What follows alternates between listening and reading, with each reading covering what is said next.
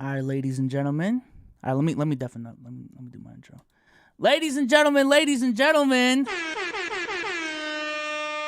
Do y'all hear me? Do y'all see me, man? Welcome back. Welcome back. Oh shit, I'm echoing. Welcome back. Oh shit. I'm echoing. I'm echoing. Okay. I'm good. Chat, how we doing today? Let me get a 1 in the chat if y'all hear me. Man. It's a special day, all right? It's a special day. All right, man. Maybe. Okay, they're already talking. I got my guys with me.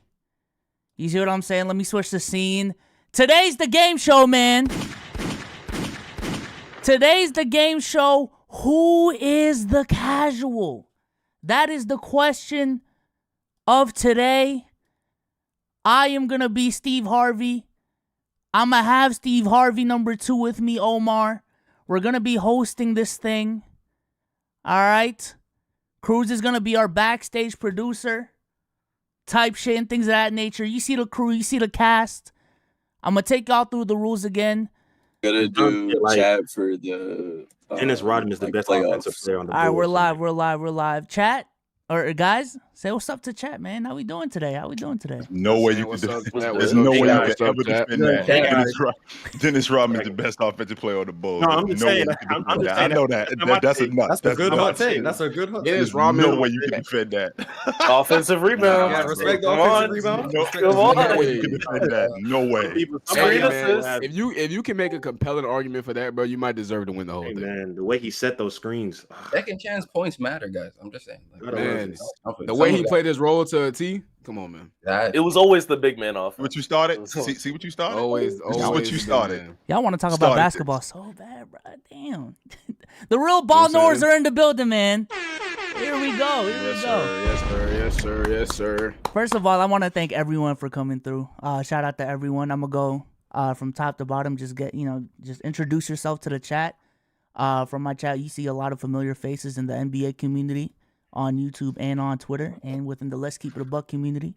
So let's start with Big Dom. Dom, say what's up to the people, man. Hey man, say man, keeping it nifty, keeping it Mickey. You already know your mom favorite midnight snack in here. Late entry. I'm here to win, nigga. I need the money. All right, Big Wheezy, say what's up to the people. What up? I appreciate B-Sauce for having me on. I am respectfully, I respect all the creators on here. I'm not necessarily NBA community, but if you guys are on Spotify Live with Dom, B-Sauce, Omar, all of them, you might recognize my voice. So again, I'm like Dom. I'm just here for the bread. So I appreciate y'all for letting me hop in this. And things of that nature. We got Chilltown in the building. Say what's up. What's up, fellas? What's going on? Glad to be here. Let's do it. DJ Steve-O, say what's up, man. What's good, y'all? DJ Steve on Twitter and YouTube. Appreciate the B-Souls and everybody out here who's out on the stage. Let's make it interesting and fun. Chat says Sage will get cooked. That's tough. Gifted. Well, this nigga you know your camera covering Steve-O? Yeah, no, I put him on stage, bro. I main screened him. Don't worry. Well, bet it up. I'm down to talk hoops. Was good, everybody. I'm gifted. I'm ready to talk hoops. Let's get to it. Cardiac, favorite anime guy. What's up, man? Yo, what's good, chat? Hey, yo, you want to be an NBA YouTuber so bad, bro? Okay, stop, smiling so hard. Yo, from ear to ear, from ear to ear. Like the chat, they know me. They know me. Like I'm Mod Cardiac. I'm one of y'all. Just remember that when you're voting. But yeah, it's gonna be great. It's good. Hopefully, it's gonna be some great hoop conversation. Appreciate you, Bezos, for letting me be a participant. And I'm in desperate need of money, so let's get this started. College student, man. Corey? Oh, my God. It's the boy, King like Corey. I'm also a real bag chaser. The only reason I'm here, chase bags and talk hoops, man. I'm ready to go. Jeez, man. KB knows ball, as I know him, man. It was good. I go by the name of KB. KB knows ball on Twitter and YouTube. But yeah, man, here to talk hoops. You know what I'm saying? But let's get to it. Legend of Winning? Y'all niggas is corny. Hey, I'm here, dog. Low down in the house. What up, low down? What's This nigga trying to be so cool, bro. He trying to have this Mamba mentality ass attitude, bro. Bro, This he is trying crazy. he trying to be so cool, like, Hey, you know. Yo, Lo, Street lame saying man, you nigga. What? Street saying you need 150, man. I don't know. Crazy. I'm funding This nigga trying to take. Yo, not too much, bro. I'm not Scott Jackson, bro. I got the money. All right, I got the money. Right. Mars, say what's up to the people, man. Oh yeah. I don't normally go on other platforms, so this is a privilege for B-Souls. You're welcome. Mars Talk Sports on my platform. See me on Player's Choice. This is probably the last time I'm going to make an appearance elsewhere. So everyone in the chat, be grateful. You're welcome. Well, thank you for coming through. No. My co-host. Mars big timing us. It's Mars big timing us right now. Is that what he is? Is that W ego here right there? I ain't gonna lie. Mars is big timing us right now. I'm on a different platform. Everyone needs to be grateful for this. This is a crazy appearance. Easy, Mars. All right, Joe. All right, enough for you already. Okay, my bad. Gotcha. My co-host, man, Omar, man, how you doing today? Don't worry, guys. I'm not making basketball takes. I know Chad hates when I make basketball takes, but I am critically judging everyone on stage, and I'm doing well. So. Backstage producer Cruz, say what's up. Say what's up. Just wave. You know. Ben Taylor Jr. in the building. These cats were lucky I'm not here, and I had, since you were asking, I did get my haircut Friday, but that's it. And things of that nature. Measy, I'm digging the Dougie Fresh Gazelles too. By the way, I'm digging those. Swipe a can, man. Denver Nuggets champions, man. So corny. This is the nastiest group of niggas. Yeah, what's poppin', y'all? Everybody know who I am. Swiper, the only champion up here on the panel. So it's gonna be a fun day today. So let's get to it, bro. All right, and then Trey. Yo, what's up? I'm GK Trey on all platforms, on Twitter and YouTube specifically. And yeah, he's lying, by the way. I'm a Celtics fan, so we got 18 of the thing. So gotta go crazy. 18. We don't count Jim. Yeah. I'm manifesting. I'm manifesting. Free civil rights. Jim Crow, who? Boston Celtics championships. Yeah. Yeah, I'm not letting a nigga who got his first talk to me like this, bro. Relax. But he did. There's levels to this. It's levels to this. First what exactly? It's levels to this. It's levels to this. Relax. Oh, it's levels to this, huh? Y'all both seen one. Y'all both seen one in your lifetime. So let's go. Nah, that's crazy. Oh, okay, Lo. Hey, sorry, Mr. 40 Ball. Sorry. You know what I'm saying? I gotta catch up to you up there. I gotta catch up to you. All right, ladies and gentlemen. All right, let me go ahead and reintroduce the rules for the game. Essentially, there's gonna be 2 play-in rounds, and then we'll get into the playoffs where it's gonna be head-to-head debates. The play-in rounds is essentially everyone is just gonna say a hot take. All right, a hot take that they truly believe in. All right, make it hot, man. All right, make sure you can defend it and things of that nature. And then by the end of each round, we will pull everyone to a different VC to vote out the person who has the worst take in their opinion. Now, how you classify what the worst take is, I'm gonna leave it to the eye of the beholder. All right, but any questions? Any questions when it comes to the rules? People was backstage plotting, bro. They said they was gonna vote out the best competition. That's what I'm told. That's what I heard. You snitch? This nigga's a snitch. This nigga. Now we know we need to come together. Now we know we going out. We got 2 niggas to vote out, bro. That's all I gotta say. That's crazy. But if motherfuckers is voting out the best comp, and you ain't even wait for the cops to get you in the back like you snitching. That's crazy. No one even asked you to snitch. You just chose. No one even got that nigga Mac. He ain't even get no Chick-fil-A. He just over here started chatting. Cops got him in the room by himself. Now he in front of all of us pointing fingers. This dude right here, him right here, him. Going for this nigga, bro. Wow. That's not. But honestly, I don't know if we can get the chat to vote because people's gonna be biased, bro. We're gonna be biased. Somebody said. Corey, you're scared. Shut the fuck up. Corey's scary, bro. Yeah, bro, get him out of here, bro. This is crazy. All right, y'all ready? Y'all ready? Is everyone ready? All right. Let's go from the top left of my screen. Max, what is your first hot take? You're muted, sir. Yeah, you're muted, gang. Muted, bro. Terrible stuff. My bad. You know what? I think Scoot Henderson is gonna be a great player, but that man will never be a part of a championship winning team. Definitely not as the best player Definitely the second best player. I think. Yeah, that's. Do I need to go in detail? Or you just want the take? Go in a little bit more detail. Okay. Yeah, I mean, I think Scoot's gonna have a great career. I mean, one summer league game is all we got. I know, like I said, this is a hot take. We haven't even seen his career yet, but I think we got about like 20 years of NBA history just to show that above the rim, athletic, inefficient point guards they are great for MVPs. You know, D Rose, Westbrook, and all that. You know, a lot of individual awards, but if you talk about being leaders on championship rosters, like it just isn't what we've seen over the last 20 years. And it's either that or, unfortunately, the injuries catch up to them. We've seen it with D Rose, John Wall, John Moran a little bit, and you know, I know John's dealing with other stuff too, but you know, Scoot's already dealing with the injury now. Like, I think those two factors are going to be some of the biggest things.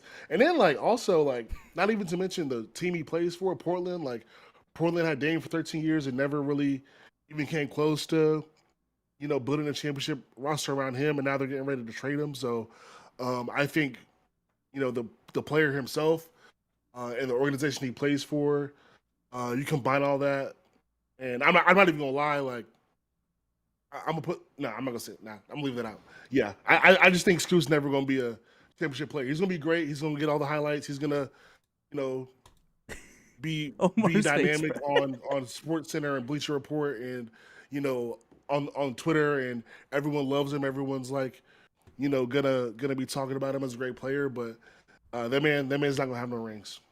I think you should have to say who your favorite team is before this, because aren't you a Hornets fan? Yeah, that's what I was not gonna. What I was not gonna mention. But it's not about that. It's not about that at all. Because Brandon Miller is gonna be a number 1 or 2. Okay, I just wanted to make sure. Hey, Omar, your mic is that's just me. Yeah, I didn't know if his mic was low. Omar, your mic. I just wanted to know if Hornets fans were allowed to say stuff like that. I mean, a 6'9" wing typically, you know, do a little better than a 6'3" explosion guard. But go ahead, bro. Finish your point. 6'9". Hey, Chet is Kyle Korver at 2. That's the first hot take, and Chet is already cooking, bro. No, that's nuts. All right. Next up, Dom. What's your hot take, bro? Hot take of the week. I mean, I don't know if I can do worse than that one. That was crazy. I already know who's getting voted off. Mine is gonna be this. I'm gonna keep it light. It was something I said earlier, and a lot of people know I subscribe to this belief, but there's a difference between a GOAT and a BOAT. There's a difference between somebody being the greatest of all time, being the best of all time, evaluating talent. There's a difference between greatness and actual who's better. Rolling the ball out on the court and determining who's the better basketball player versus who's having a greater season or the greater career between two players when evaluating talent. There you go. Is that a hot take? Yeah, is that it's my hot take, nigga. It's my hot take. How about that? Yeah. Nah, you didn't. That's my hot take. You didn't read the rule book, buddy. Because it's people who don't believe that. It is some people who don't believe that. Nah. You didn't read the rule book, buddy. I have the right to veto your hot take if it's not hot takey enough, bro. Okay, so I need a new hot take. All right, bet. Fuck it then. Since we're doing that, Michael Jordan is the most overrated defender in NBA history. How about that? There you go. That's my hot take. Thank you. Michael Jordan's an overrated defender. That's my hot take. I don't understand. Man, this is crazy. You should be muted, sir. It's crazy to me how you can have so many great defensive prowess players around you during your prime and your runs, and people will consider you the great defender. I mean, hey, I've watched James Harden and Steph Curry play off-ball defense and get steals. I've watched a ton of guys get blindside blocks. So that's my hot take. Michael Jordan, overrated defender. How about that? There you go. That's definitely a hot take. There we go. Oh, you're about to lose as well. Go versus Bo. Come on, bro. That's some weak sauce. Come on, bro. Go boom, Lisa. Shut up. Joe, go ahead, man. I think Herb Jones is a starter on the championship unit. I think that's not hot enough. That's not hot enough. That's not hot. That's warm at best. Yeah, that's not warm at best. Room temperature. That's room. All right. You want to turn the temperature up? It's not warm enough in here? Yeah, no. Come on now. Nah, I need it to be blistering hot. No problem. Kobe. Kobe Bryant's not a top 10 player all time. There you go. There you go. I can't. I knew you had the Kobe in the tuck. Seen that one. Where'd he go? Go. Oh, no, I thought you moved. All right, okay. Steve-O, go ahead, man. I'm still here. My fault. The Rockets had the best offseason this year. They had the best offseason from adding the coaching staff with Ime Udoka to the draft and to the players that they brought in this year in free agency. They had the best offseason and prepared themselves for the future amongst all the other teams in the NBA right now, in my opinion. I like the Steve-O guy. I don't know if that's a hot take. I think that's consensus. I think a lot of people. I think a lot of people out here down there and below. That's a hot take. That's just dumb. That's just dumb. No, it's not. I like the Steve-O guy. This Steve-O guy. I'm gonna let it fly, bro. I'm gonna let it fly. That's a hot take. Nah, I don't think we're there yet, but don't worry, you will get a chance to defend it, boy. Oh yeah, for sure, though. For sure, though. Gifted. Go ahead, man. I don't even know what that nigga said. So for me, my main hot take is that next year the Sacramento Kings will be the #1 seed in the Western Conference. That's my hot take. I like that. I'll let it pass. That's not hot enough for me. I'm not gonna lie. Well, you're not the host, buddy. So is anyone else? No, that's what I'm saying. That's what I'm saying. All right, a team that didn't make the playoffs for 17 years, who went to never making the playoffs in 17 years to being the number 3 seed, to now being the #1 seed. That's super hot right there. Would be hotter. Going from the number 3 seed to the number 1 Now, seed. if he said 3 to 1 is. If he said they get to the conference, If he said they got to deep in the playoffs, bro, that'd be different. What would be hot is if you said Sacramento's not making the playoffs next year. That's a hot. That will also be equally hot. Yeah. Let him explain his own point. Let's keep it going. Come on now. Taking Kobe off the table too, by the way. Giannis not a top 20 player all time. Nah, you stuck to the Kobe take. Giving out 2 hot takes. Yeah, the Kobe takes your take. Nah, the Kobe takes your take. I'll stick to it. The Kobe take made me bring out the Kobe hoodie. So you know what I'm saying. Cardiac. Okay. I know you've been. I thought. I know you've been watching film. That's what you told me. Yeah, I've been watching a little bit, but we'll get to that in the second hot take. Don't want to spice it up. If you make it too much. If you make it. Oh, trust me. From what I've heard. I'm gonna keep it simple. I will identify as a Rockets fan as of right now. And my hot take, corresponding to that, is that this upcoming season, the Houston Rockets will be the 10th seed in the Western Conference and make the play-in. This is. I mean, do I have to explain a little bit, or yes, can I you just do. leave it? Just a little bit. Just a little bit.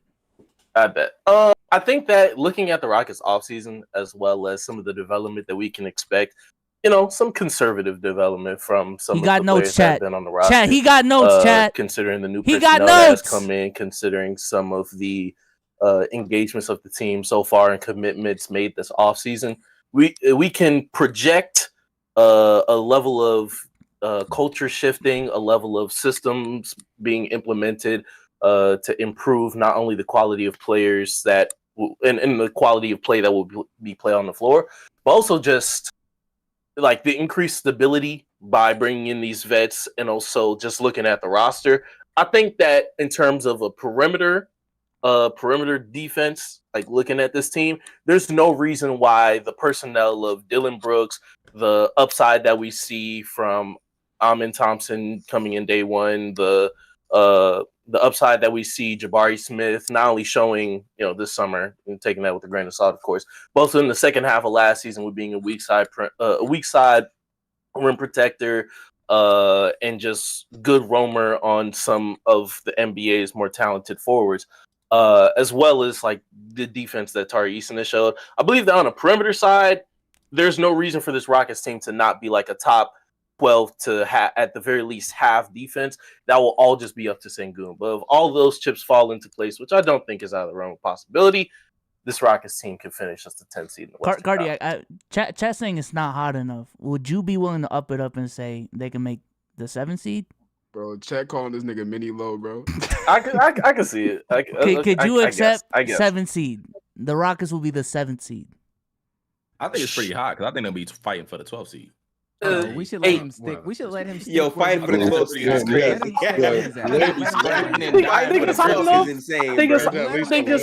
He metagaming it, bro. He's calling this nigga fake low junior. I don't see it. Yo, let him stay. You look at the players, the teams that made the play I last would year. like to stay. Corey, don't help him. Don't help him. Let him stay exactly where he's at.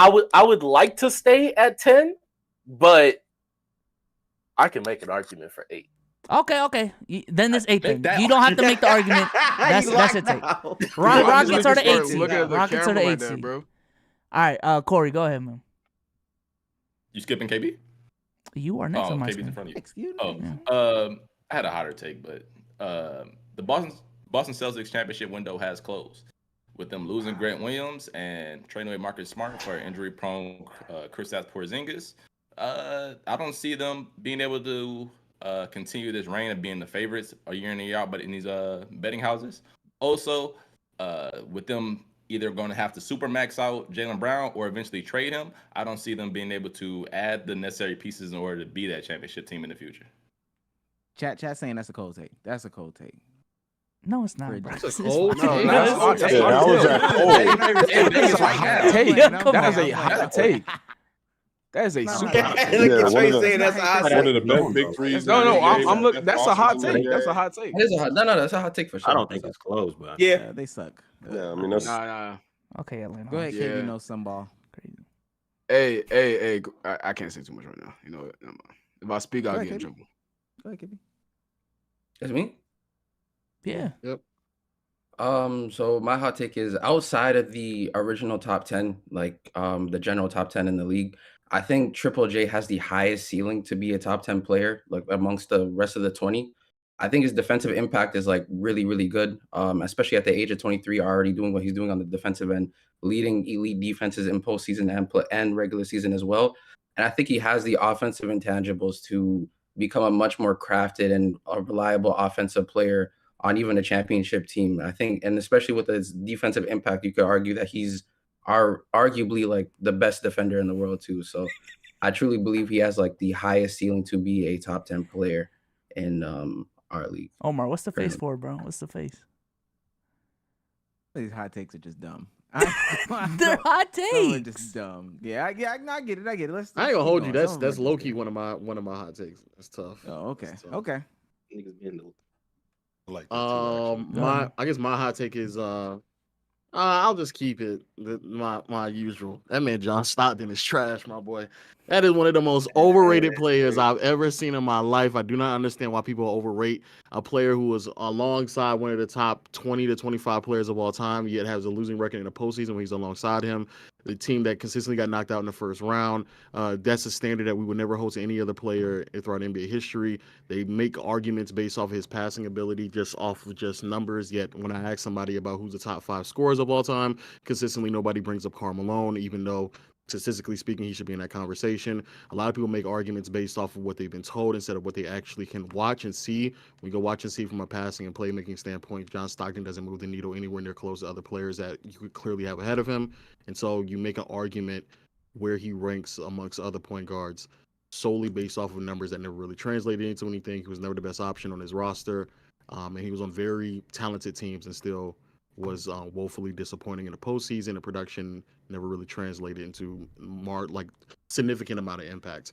And offensively, the Utah Jazz teams, they didn't really get to top 5, top 7 statuses and towards the late 90s when Stockton was basically putting up like 11 and 8. So yeah, no. That was hot enough, man. So me and Lo, we've argued about this since I met Lo, and Lo have gone back and forth with this. So you guys know, he still hasn't been able to sway him, and I still haven't been able to sway him. What's your main argument against Lo? About John Stockton? Yeah, Production. Exactly. He produced. Mm-hmm. So you don't care about not stats, wins though. Not wins though. Not longevity don't matter. Longevity don't matter. Wins too. Longevity to losing, yeah, for sure. In the postseason, for sure. Didn't he play every game of his career too? So and Lo brings up losing, like John Stockton is like 15 games. Just so you know, just so you guys know, He's 2 games under 500 in the playoffs. That's it. Just 2. That's 20 should be not well above crazy. Under 500 just so you know, is crazy. When you Playing play, next I'm to glad you another brought top 25 player. even though in the regular season he's over 500 games, over 500. I ain't gonna lie, you should have left that stat out. So Lord, that would mean he was on some good playoff teams that kept losing. Yeah, he's a. I just think the production and who he is as a player, especially for postseason play, just doesn't translate. So you're well enough to put in the basically saying conversation. he's James Harden in the regular season and then folds in the playoffs. I don't even think he folds. I think the like style James of play Harden. that manifested the assist that he received does not translate into like high level basketball in the postseason. There's several articles. And you can just watch the games as well. Players and coaches exposing how the Utah Jazz offense was very routine, mundane, predictable, easy to stop. And if Stockton himself was a bit more aggressive from a scoring standpoint, that they would have been significantly more successful. Well, shouldn't the take be that Jerry Sloan was overrated? I don't hear people hype Jerry Sloan that up much. Well, what did he have? 23 23 seasons as a coach? Some shit like that. We're not cooking those. So are we debating Lowe's hot take? What are we listening? Are you protecting your brother? Hey, I kind of smell some fear in the room, man. There's a lot of attack on Lowe. Let Mars man. go. Go ahead, Mars. Well, I was gonna call John Stockton overrated, but that's done. So I'll call another point guard overrated. Isaiah Thomas, the original one. Damn. One of the most overrated point guards of all time. Especially around the older community. You ask them for the top 3 point guards of all time, you'll hear some assortment of Magic Johnson, Isaiah Thomas, and John Stockton. Because Steph Curry's not a point guard for whatever reason. He gets put in that echelon because of the fact that his team has 2 championships in which he gets added to this pedestal as if he was just by far and away the best player on the team, when that's not the case. He wasn't a tremendous scorer. He actually had terrible shot selection as well. If you go back and watch these games, which a lot of people don't like to do, but he actually had egregious shot selection, took way too many jump shots for the amount that he actually made. He was great at getting to the rim and could finish pretty well, but still shot selection wasn't great. He was a very good passer, was definitely the worst defender that was getting high minutes on that team by a very wide margin. And that was a Detroit team that was really successful based on their defense, but people want to give Isaiah Thomas the large portion of the credit because he was the #1 offensive piece, and then they give him credit for scoring 25 on a bum ankle against the Lakers. And in which game they actually lost and they went on to lose that series. It's very weird that people praise losing for a guy like Isaiah Thomas, but other people, when they lose and they're injured, doesn't matter. They didn't get the job done. But Isaiah Thomas will get held up in history because he played hurt and lost the game, which doesn't make sense to me. And then when you look at him in the postseason, just being 6'1", not a very good defender, scoring extremely overrated based on the shot selection I already detailed. Outside of playmaking, he didn't really do much at an elite level. You could very easily argue that Joe Dumars was actually a better player, and dare I say Dennis Rodman was a better player on that team as well. But there's many ways that I could say Isaiah Thomas is overrated. He's not a top 5 point guard of all time, unfortunately, but people like to put him in top 3, which is something I just don't understand. Damn. Shout out to Isaiah Thomas though. Swiper? I'm not shouting out John Stockton. Y'all niggas be so nasty. Y'all be discrediting the whole nigga's career and be like, shout out him though. Like that's so crazy. No, because I have to give a hot take. I still think he's very good, but I have to give a hot take. So yeah, I'm not. Nah, W hot take. I'm just saying that's kind of crazy, bro. All right, my first hot take for next season is that I think Devin Booker is going to make an argument for a top 5 player in the league next year. Devin Booker, if you look at the last 3 seasons of his career, when he does not have Chris Paul on the court with him, Devin Booker is averaging 29, 7, and 5 on crazy dumb efficiency. And then next to Kevin Durant in a regular season, he averaged 29, 6.8, and 5. And then in the playoffs this last season, he averaged 33 points a game and roughly 6 assists a game, obviously on all-time efficiency. I think that Devin Booker is a lead playmaker, lead ball handler, lead creator for that team, with the 4 being spaced with Bradley Beal, and then also having Kevin Durant on the roster with him. I think that he's going to have his best season of his career, and he will have the highest MVP finish he's ever had in his career as well. And if he plays 60-plus games, the Suns will be a top 3 seed. So Devin Booker, top 5 next year. Somebody on that team got to be top 5. Hey, they got a lot of guys, man. Somebody got to be top 3. Somebody got to do top it. 3. Yeah, somebody got to be top 5 on that team. Apparently, KD top 5, and Devin Booker already better than him. All right, it's my turn. Yeah. All right, my hot take is that Damian Lillard has been running from the grind well before he requested a trade. If we look at Dame's career and we look at what Dame has actually done in Portland, you say cold?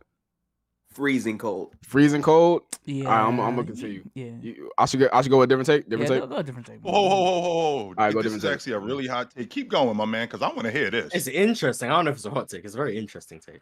Yeah, I want to hear this. Actually, Keep going, my just man. go, He's been bro. running from the grind. Keep going. Well, yeah, he been running from the grind. I mean, if we look at what Dame said when he requested his trade, Chris Haynes was saying that he didn't want to go to a team that's too good. He didn't want to go to a team with 3 all-stars, three superstar level players. He wants to go to a team that just gives him a chance to compete. And he criticized guys like Paul George, Harden, KD, all these guys who are chumps who keeps running from the grind because they keep putting themselves in position to win. When in reality, the reason why Dame stayed in Portland for so long is because he does not want pressure to actually win. He's going to complain about, oh, I'm so loyal and I haven't had a team, and he's going to complain about not being able to compete. But when it's actually time to put himself in position to compete, he wants to go to teams where it's like, well, if we win, we win. If we don't, we don't. Because this nigga just wants to get paid. He wants to go play. And the reason he picked Miami is not only because Miami's a good enough team where they can get to the finals with less pieces, but if they don't, then it's not like a super huge deal. But Miami has nice weather. He's going to get paid regardless. I mean, it's a reason he signed all those extensions with Portland. It's a reason why he recently signed an extension with Portland just like last year that has him under contract till the 2027 season when he's 38. And it's a reason why he's trying to force Portland to get him to Miami. Because if he goes to an actual team like Boston, like the Clippers, you know what I'm saying? He actually goes to a team that has a real chance to compete, and if they fail, he's gonna get a lot of backlash. That's why he doesn't want to go to Boston. It's because this nigga is afraid to compete. He also didn't really try to recruit players for real.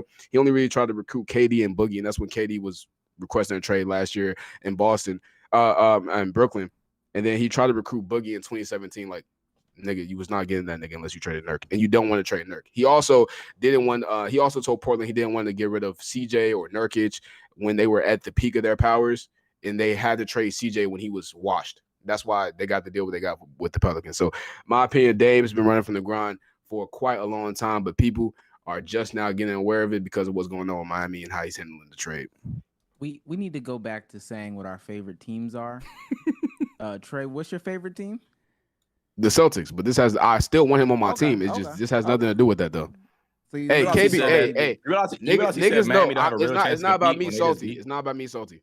This isn't a salty. This isn't a salty Celtics fan. Yeah, Trey been saying this for a grip. I've been saying this for a while. Also, not only that, we can talk about the Miami Heat, right? Like, I'm not saying the Miami Heat don't have a chance to compete. Like, y'all can't be. Just did, though. No, that's not what I said. I said that he wants to go to a team that, like I said, they just made the finals, right? They have a chance to compete, obviously. But if Miami were to lose, it's not going to be like, well, they were supposed to win it all. They were supposed to do this, right? Absolutely Versus would. if people, I'd argue that Miami They absolutely would. I wouldn't even argue. They were just in the finals and they had Damian Lillard. Of course, They were in the finals. And Miami just beat the Celtics. They were in the finals. Wait. They were in the finals as an 8th seed going on a Cinderella run where they had Gabe Vincent, Max Strus, and Caleb Martin going absolutely ballistics. It's the same thing with 2020. When they left in 2021, they got swept by the Bucks. Yeah, they got criticism, but it wasn't like, oh yeah, they were supposed to win it all. Didn't Jimmy Butler had a back injury? Are you ignoring that they add cool. But even if you add Dame, it's not like they go from being where they are now to being a contender to being the best team in the conference. You still have the Bucks, you have the Celtics. They have an argument. Of course they could. Didn't they beat the Heat? Didn't they beat the Celtics and the Bucks? Just in the finals. Did you forget this? They just beat the Celtics and the Bucks. So if we're gonna start saying the Heat are better than the Celtics and Bucks, I guess, bro. Fine. What do you mean? Dame, yeah. How do you say that? How do you take losing to the Heat? I just wouldn't say that. How do you take losing to the Heat? I just wouldn't say that. I wouldn't say a team that still has Giannis, and we know who Giannis is. But also, they beat the Bucks because Giannis was injured the first game. He literally barely played. They were down 14 when he got hurt. Wait, but he also played hurt. Not only that. So what are we talking about? And then with the Celtics, the Celtics went down 0-3, but Tatum did unfortunately get hurt, and Jaylen Brown's also a cancer. Like, what are we doing, bro? I don't know what's Jaylen Brown's a cancer. All right, time out. All right, we gotta move on. We gotta move on. Specifically in that series. I'm talking about specifically in that series. So come on, there's KB. no way we He's moving top on 30, with but this come dude on now. saying He was that ass. Jaylen Brown is a Yeah, he's not top 30. He was Jaylen Brown. Jaylen Brown and cancer is crazy. You should say that for the next round. Hold on, you should say that for the next round. NBA players do you need, Trey? I mean, he's not worth the clearly this Supermax, was a hot take because it got niggas talking. So that's all I Type gotta shit. say. All right, we Jesus Christ, we gotta move on. We gotta move on. Because you said that the real team is not the Miami Heat. But mind your business, man. I did what I was supposed to do, man. It's not even the take. You're saying that they're not the. Mute your mic. Miami didn't have a real Oh chance. my God! All right, hold on. One mic. This is my time, so I got mustard in here. One mic. One mic. All right. Let's move on. All right. Appreciate everyone's hot takes. We're gonna go ahead and go to the elimination round.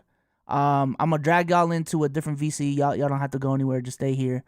And I'm gonna ask y'all to cast your vote on who has the is Dama Cruz? Can you call Dama real quick? All right. Because if he doesn't pick up, then we'll just say he's not gonna continue on. Because if Dama doesn't come back, we're just gonna need one vote this round. If he does this too. I forgot what like the people who went first takes were. I got you. So we got Steve-O had the Rockets. No, I remember. Yeah, I remember Steve-O very vividly. He was on with Houston. I remember his. We all just say our take one more time, bro. I remember the first take was the Scoot Henderson. The Scoot Henderson is pretty egregious. Can we all just summarize our take in one sentence one more time? Or no? I mean, some of y'all got to explain it. So like, yeah, everyone do a one sentence. Just a one So sentence take. Mine was Scoot Henderson will never win it. Scoot Henderson will never be the first or second best player on the NBA championship team. You said first. You're saying first or second. Yeah, first or second. Yeah, he said first or second. He said that in the first time too. Yeah, he said that the first time too. First or second. All right, Trey. Jesus. Trey, funny. Why does he say my name? Yo. Relax. Chill. Go ahead, go chill. I don't think Kobe Bryant is a top 10 player all time. You will live to see another day. Because other niggas up here is crazy. Yeah, that's Steve-O. Go ahead, Steve-O. Rockets had the best offseason. My God, that's disgusting. Best is crazy. That's a really great not. take. That's a great take. It's explainable. Hold but on. Let Gifted go. Nigga signed Dylan Brooks at damn near. The Kings will be the #1 seed in the West next year. Cardiac. Rockets will be. I'll settle at the 9th seed. I'll settle at the 9th seed. I'll settle at the 9th seed. Another good take. I I was looking for the argument for 8. Doesn't exist. I couldn't find it. It doesn't exist. Nah, that's crazy. It exists. It exists. Nah, this nigga just hurt. This nigga hurt his shit. So I go. It includes a Jalen. He just pulled that shit back. Yeah, he looked at basketball references like yeah. He said, no. He don't even believe what he's saying, bro. He don't even believe what he's saying. All right, Corey. He looked up Dylan Brooks' true shooting. Boston Celtics. Fred VanVleet closed. Damn, that's crazy. If that's what y'all take it as, just a free agency, then everyone just. All right, let's go. We got to get to the voting. KB, go ahead. I said outside the top 10, Triple J has the highest ceiling to be a top 10 player in our league. Well, John Stockton is overrated, like the most overrated player of all time. All right, Mars, you said Isaiah Thomas is overrated, right? Yep. All right, Swipe. By the way, Lowe's take is hella cold, by the way. I'm just letting you niggas know. It's a take he's been pushing for. 6 months ago. I don't know. Swiper. What was yours?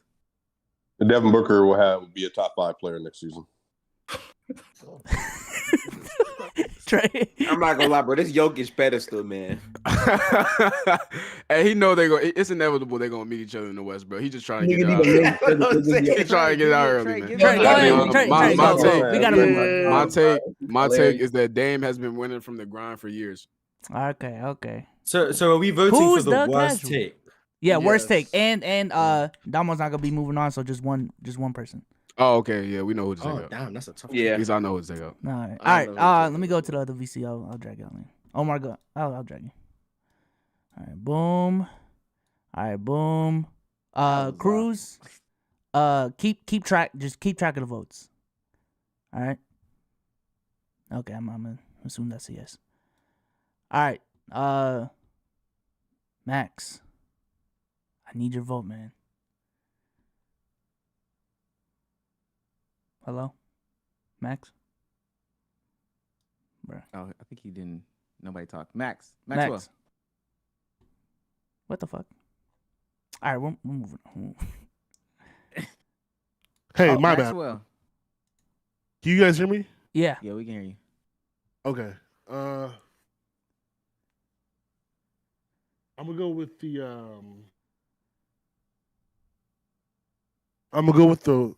y'all hear me? Yeah. I'm bad. I'm gonna go with the Rockets one as the worst. Which one? The I forgot his name. Best offseason? Not the offseason, the other one, the playoffs. They're gonna be the 8 seed or something. Okay. Okay. Omar, this is fun, bro. All right. Moving. All right. Chill Town. My bad. I just dragged you. Who had the worst take that round? Me? Are you asking me? Yes. Oh, Jaylen Brown is a cancer on the Boston Celtics. That's that wasn't his take. That doesn't count. That doesn't count. What's his name? He's already gone. But I thought it was Damo, so he's already gone. Boston. I'm sorry, Houston being the number 9 seed. Yeah, that was. Yeah, I'm good on that. All right, appreciate it. I'll bring you back to it. Put your camera on.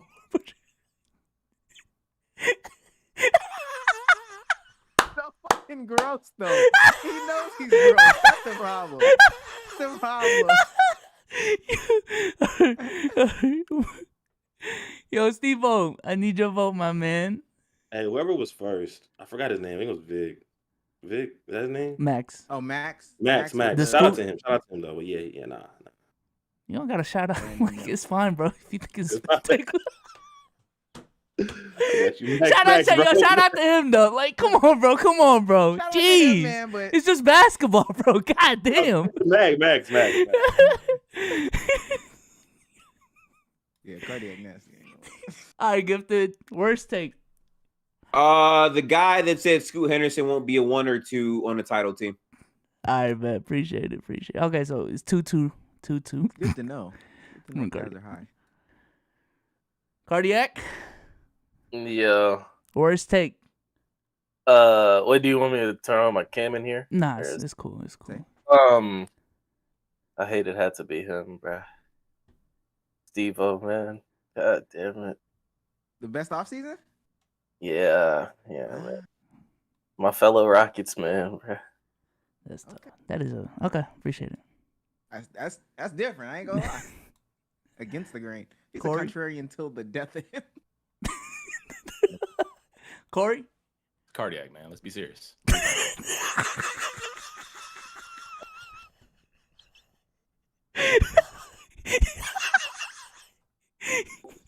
Yo, KB, worst take, bro. Yo, what's good? I don't know what's going on. Is my cam on or no? No, you don't need to turn your cam on. Who had the worst take that round? Yeah, I'm not gonna lie. There's a couple bad ones. I'm gonna have to go with who's the one who said the Houston Rockets had a good offseason? Steve-O. Yeah, I'm gonna have to go with that. It was between him. I'm not gonna lie, I was gonna pick Chill, but after hearing Max's shit, bro, like Chill's take sounded normal. I'll keep it a stack. Like I don't. Oh shit. Okay. But yeah, unfortunately I'm gonna have to go with my nigga Steve-O, man. It's a pretty bad take. That's tough. Okay. Let's see. Low, worst take that round, bro. Steve-O's take was by far the worst. Oh my god. They had the best. Come on. All right. That is. All right. Oh god. Wait, so it's 3-2-3? Yeah. Okay. Mars, what was the worst take that round? The Scoot Henderson one. Scoot Henderson take. Okay. Appreciate it. God damn. It's everything. It's just those three. All right, Swiper. Worst take that round. Swiper? Hello? What happened? What'd you say, brother? Just what was the worst take that round? Let me see. Let me look through this list that y'all provided. I'm gonna say it was that easy that the Rockets will finish as a 10th seed or a 9th seed. That one for sure. That's it for me. Appreciate it. Yo, it's a 3-way tie. Well, now it isn't, but it was a 3-way tie. It was 3-3-3. That was crazy. All right, Trey. I didn't mean to scream in your ear. My bad. Worst take that round. How do you say this nigga name? Mezzi, the Scoot Henderson dude, bro. That was like actually terrible. Oh shit. He didn't even like. He could have convinced me if he explained it right, but he didn't even seem like he was sure of what he was saying. And I'm pretty sure he was nervous. And I ain't gonna lie, bro. Like, you gotta explain your takes better, regardless of how the people react, because that was pretty bad. Okay, I appreciate it, man. Yo, we got a tie in the first round. Now this is crazy, bro. This is crazy. All right, let's announce who. Well, Cruz, poll it up. Poll it up. I got you. All right, let's go to. How do you determine the tie? Well, we're gonna poll it. Okay. All right, let's go to them. We'll be replacing Gabe Vincent with Damian Lillard, kind of like what happened with Harrison Barnes. You're replacing Harrison Barnes with Kevin Durant, so that automatically makes your crew better. However, defensively, I'd like to think that Gabe Vincent gives a little bit more effort, and he's a little bit better in that scheme defensively. Damian Lillard at this point in his career, I mean, we going into year 12. Damian Lillard has never been one of the better defenders in the game, and being in the Eastern Conference, which is a lot tougher now than it's been in the past, Damian Lillard, he could definitely. Wait, why do you say that? Love basketball, wait, bro. I'm sorry. Chill. Why did you say that the Eastern Conference better now? Are you still assuming James Harden? I don't think the Eastern Conference is better because Damian Lillard is in it. No, I don't think that. I think that the Eastern Conference. Can you get off of the propaganda for 1 second? Y'all hear low? I did ask me. This man immediately went to because James Harden. Like, come on. Time out. No, I know. I'm saying James might not be there. He might be with the Clippers. He did because I immediately jumped to the Sixers. That was kind of crazy. Right, but Damian Lillard's defense, I think they subtracted a lot of guards from that team who were also clear negatives on the floor, like Max Strus and Gabe. While he gave effort, was still a liability because of his size, even though he did try. So plug in Dame into a Eric Spoelstra coach. Yo, chat. Let's get back to the video. All right. Listen, we gathered the results. All right. It was a two-way tie. It was a tie. Oh wow! Between Max and Cardiac. Debo made it. What? This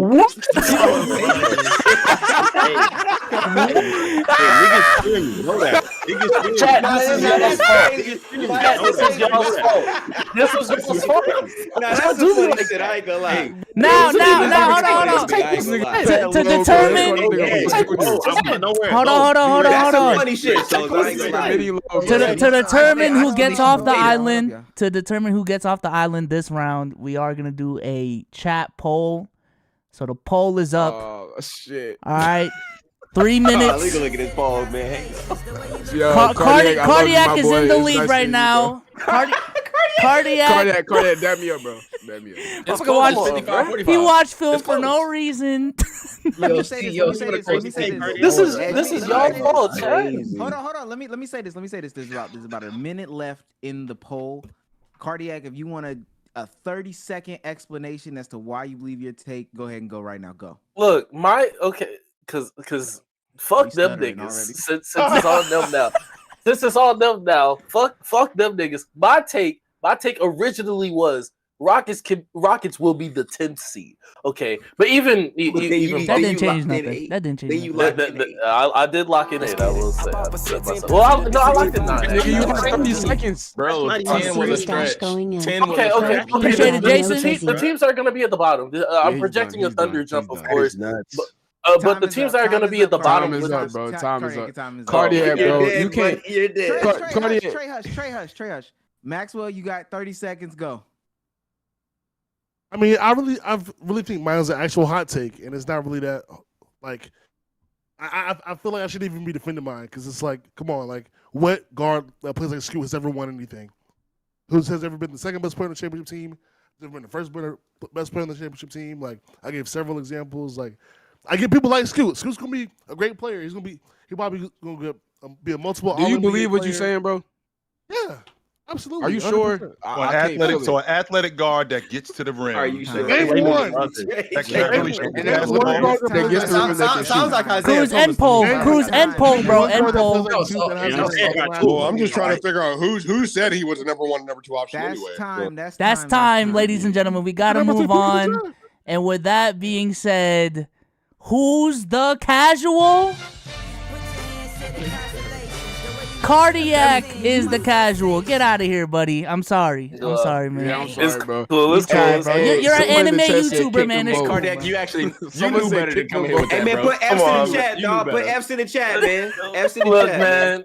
Look, it was an honor. Rocket haters are crazy. It was an honor. Appreciate you, Bezos, for bringing me on. You know, I wish the rest of y'all the best.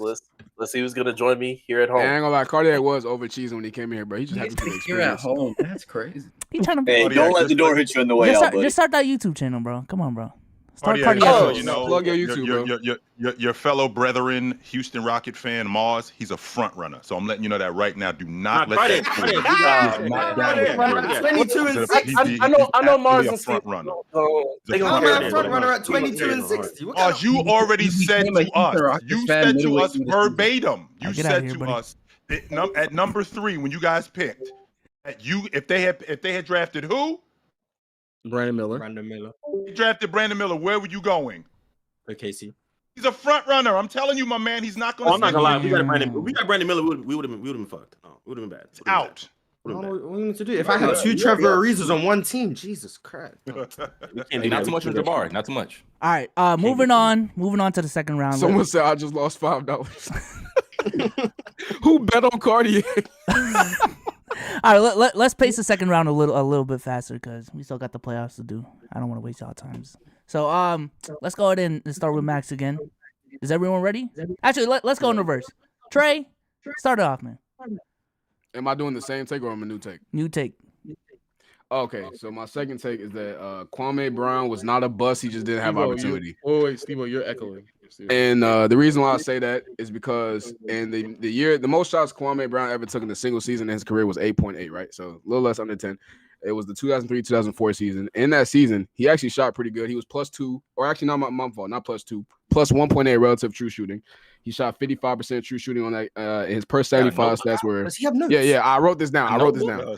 Yeah, he averaged 16 points per game per 75 on +2 relative true shooting. He was averaging 16 per 75, 13 rebounds per 75, and 3 assists per 75. If Kwame Brown had opportunity, we'd be talking about a completely different player, and that's all I gotta say.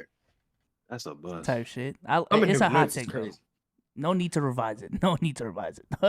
Swipe up. Go ahead, man. Yeah, so my hot take for round 2 is that as currently constructed, the Warriors are a play-in team and they will miss the playoffs.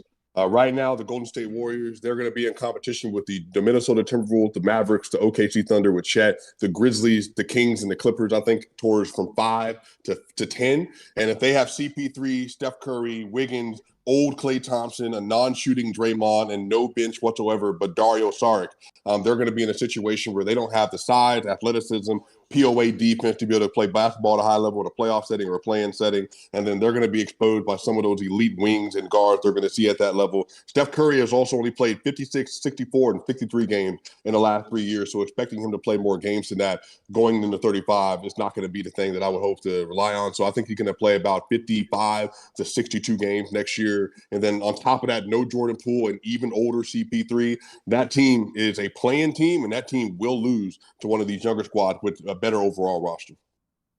Okay, I like it. Mars, go ahead. I don't know if it's a hot take, so let me know. Julius Randle is not a top 35, top 40 player in the NBA. Another take. I respect it though. I respect it. This is he made all NBA. He made all NBA. I'm not really. It's kind of a hot. If it's not a hot take, I'll go Steve Nash as a top 5 offensive player of all time. Hot take. That's good. That's good enough. Yeah. Okay. When we look at Steve Nash, and we look at what he was able to do in terms of leading all-time great offenses, 5 or 6 of the all-time 15 best offensive of all time have Steve Nash at the helm. People call him a Mike D'Antoni merchant, but the 2010 Phoenix Suns, coached by Alvin Gentry, are also one of the best offenses of all time. And then the Dallas Mavericks, coached by Don Nelson, are also one of the best offensive of all time. Now, if you want to say one is because of Dirk Nowitzki, you can go ahead and do that. But when you go and watch those Dallas Mavericks teams, Dirk Nowitzki's primary source of attack was attacking off Steve Nash playmaking, because he wasn't really a heavy isolation scorer at that time. And then when you go watch the Phoenix Suns with Mike D'Antoni, Steve Nash pick and roll, Steve Nash isolation, Steve Nash creating looks for guys like Amari Stoudemire, Sean Marion, Joe Johnson, Jason Richardson, etc., was why the Phoenix Suns were able to be one of the best offenses of all time for a 5-year stretch. The only time when they weren't one of the best offenses of all time, they were a top 3 offense in the league, which is in 2009 with Terry Porter as a coach, where they used Steve Nash less as the run and gun type player, and he actually had to play more within a rudimentary system, and that was still a top 3 offense at the time. The 2006 Phoenix Suns, when Amari Stoudemire was out for the whole year with an injury, the Suns were still able to be a top 3 offense in the NBA. Steve Nash is always the common denominator of all these teams. He's one of the best passers of all time, one of the best playmakers of all time, and he's one of the best shooters we've ever seen as well. But Steve Nash has really no flaws in his offensive game. The only argument you have of a flaw is that he didn't look to score enough. And if you think that's an argument for a flaw, that's fine. And the only argument against his playoff success is the fact that his team's defense was never really good. Offensively, the Phoenix Suns always translated in the postseason. They were always elite. 2005, 2006, 2007, 2008, 2010, always elite offenses in the postseason. So the only argument against Steve Nash is team success based on defense and coaching, which is not even true. So he's a top 5 offensive player we've ever seen. Yo, you sure you don't got notes? That was crazy. I've made the take quite a few times. Why do people think that's a hot take, Mars?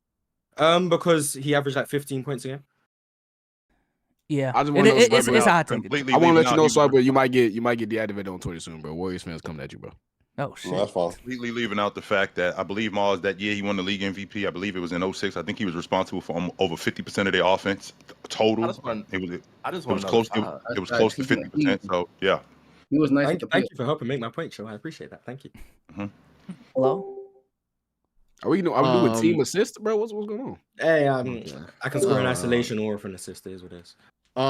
Tim Duncan is the 4th greatest player of all time, and he is ahead of Kobe. I think from can you get hotter? Pause. That's kind of high. Crank up the heat. Wait, Lo, who are the 4? Who are the 4, Lo? Who are the 4? MJ, LeBron, Kareem, then Duncan. That's a hot take. It's not that hot. Oh, that's not hot. That's pretty hot to say better than Magic Johnson. That's I got him at Mars. Lo, do you have a hotter take? Lo, do you have a hotter take? Hey, you have a hotter take than that? Come on, bro. I don't know how much hotter you can get than that, my man. That's a pretty hot take. All right, man. Go. Pretty hot, Pose. Hey, wait, we not the judges though. We not the judges though. Let's make this nigga work. We not the judges. We not the judges. You can go. I feel like it's a pretty hot take. No, that's fine. All right. So Tim Duncan, top 4 player of all time. The reason why I say that, and over obviously Kobe and Magic, et cetera, et cetera. The reason why I say that is because coming into the league, we're talking about a player who, from the jump, when he was on the floor, was able to anchor a historic defense in his rookie season. The numbers aren't necessarily accurate sometimes on Basketball Reference, but for reference, out of the gate when he was on the floor, he was able to hold the opposing team to a relative, or at least the Spurs had a relative defensive rating of roughly around -8. This is something that all-time status will be on par with anybody else. Duncan was able to do that in his rookie season, on par with the fact that he was offensively the hub for the team for basically a decade straight, while still being a very active scorer and playmaker as well. Can give you roughly around 23 to 25 points regular season and postseason during the slowest era in NBA history, while still being I think it's pretty unanimous. He's a top 5 defender of all time. His impact was able to translate not only from regular season and post, but also transcend regardless of the teammates that were surrounding him. I think people kind of embellish the teammates that surround him, especially David Robinson, who was the tail end of his career in the earlier stages of Manu Ginobili and Tony Parker when they were in their rookie and sophomore season, yet he was still able to push his team in deep postseason runs while yet again anchoring historic defenses. And also, and I think probably the biggest aspect of why I have him highly is because of the competition that he faced in the Western Conference at that time. It's one of the most competitive conferences in NBA history, in particular matching up against Kobe and Shaq and beating them not once but twice on a roster that I believe, especially in 03, was far inferior to that roster and should not have been able to compete at the level in which they did. Yet he was still able to pull out victories and perform at an extremely high level. And for the most dominant player ever, which is a label that Shaq gets, Tim Duncan was by far the most successful defender against the most dominant player in NBA history in Shaq. I think those are all telltale signs of a player who went on a stretch of basketball that is really, really hard to match in his first 10 to 12 years in his career. Type shit. KB?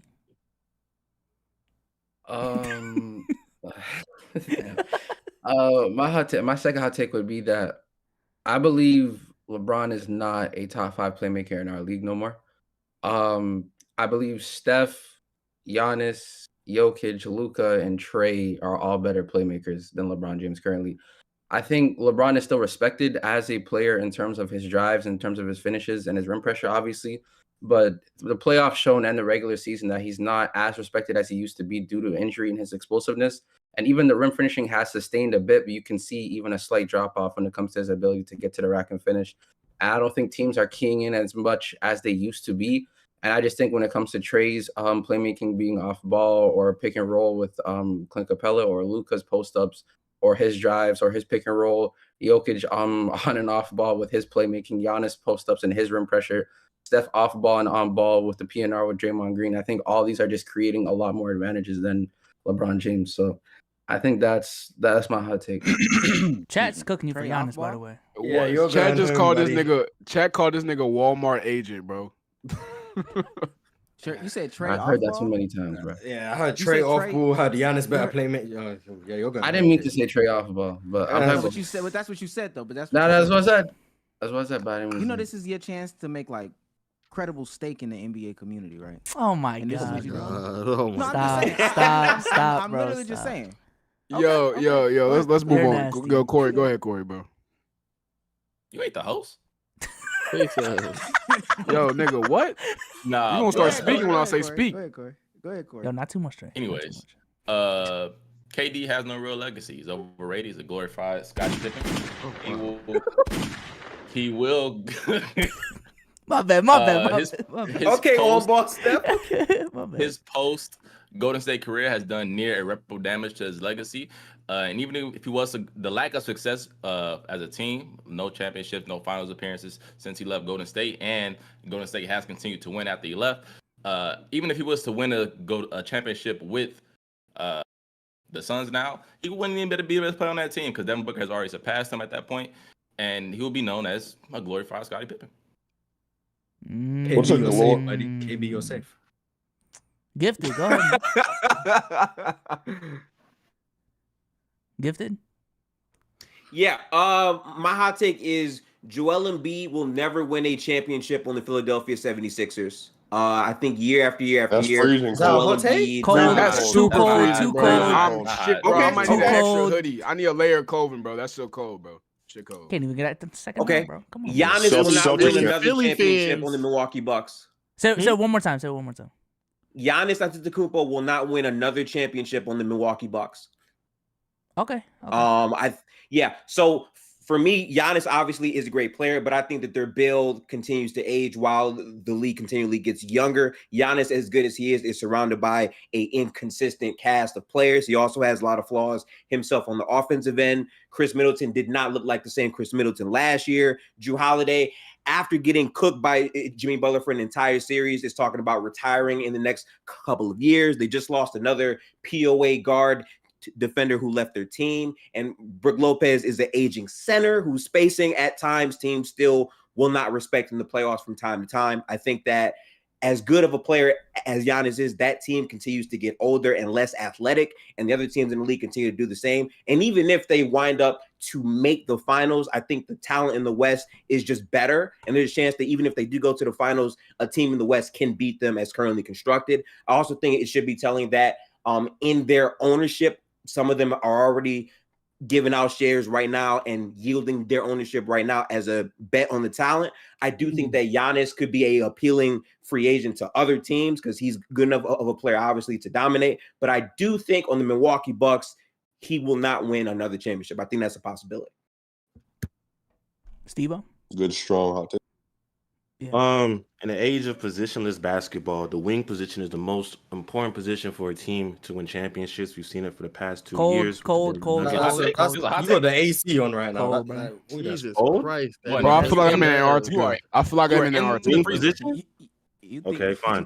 Point guard. This version of Stephen Curry is the best version of Stephen Curry we've ever seen. I think that due to the fact of him being much more stronger, being able to put weight on his body, be able to defend as well on the on-ball as a defender, I think that you look at his efficiency in 2016, 2015, before the outburst of the Golden State Warriors. He was a great offensive player, but I think that his game is much more well-rounded now in Golden State. Golden State Warriors, compared to how they were in 2016, to now, their offense isn't as great as it once was Chat, back that's to hard- KD, that's hard even, enough, even that's before that, back in 2016. But he's still a well-rounded player, and we saw that in the beginning of the season when he was averaging close to the same numbers he was averaging in 2016. So I think that this version of Stephen Curry is the best version we've ever seen. But yeah. All right. Chilltown? Will Chamberlain is a top 5 player all time. Every major record in NBA history has Wilt's name attached to it. He's the all-time scoring leader per game before Michael Jordan surpassed him. He's the all-time leading rebounder in NBA history. Still to this day, 60 years later, 50 years since he left the NBA.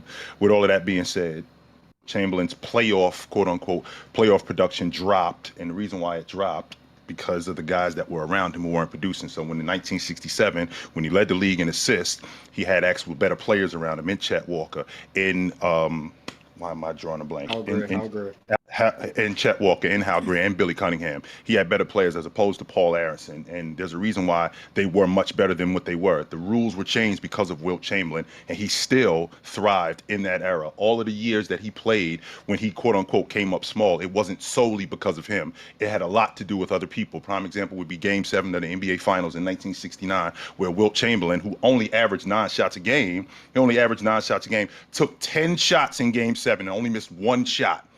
Meanwhile, Jerry West, who got dominated in that series by Walt Frazier, did not involve him nearly as much as he should have. Wilt Chamberlain, everything that has to do with the NBA in terms of records, everything that has to do with championships in terms of winning in dramatic fashion, he is still to this day the finals MVP on a team that won 33 straight games, which is an NBA record to this day. He's still that guy on that team and won the finals MVP at 35 years old. I mean, we still haven't, I think James is the last guy that we've seen do that. So since that, we haven't seen anybody do that. He came into the game where the rules were set against him, and he still thrived in that. Wilt Chamberlain, I believe, is a top 5 player today in the NBA. You said Walt Frazier in the 1970 finals?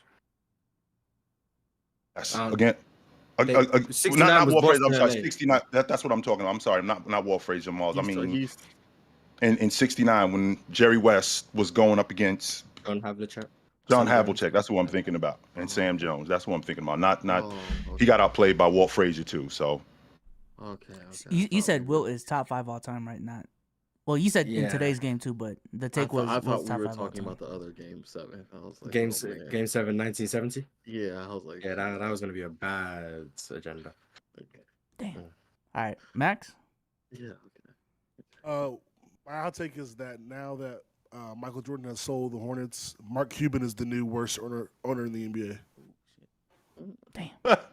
And you, I don't even know if you could name elaborate. Yeah, I was gonna ask that, Mark. Can you Okay, name I don't even know. genocide? If, I think Mark Cuban's the only other owner you know. To be honest, I think that's the over reason why over I'm saying. genocide. No, let him explain. Let him explain. Yeah, my bad. I mean, I don't think genocide got it for me. Yeah, I don't think you have to name all the owners, but I know all the if you just look at the infrastructures of the other team in the NBA, I think Dallas. I mean, forget about all the off the court stuff that's going on in the Mavericks organization that people swept under the rug with Mark Cuban, but just the stuff, the infrastructure, from the hiring of, I mean, the GM hire, I guess, was okay. Jason Kidd, questionable hire.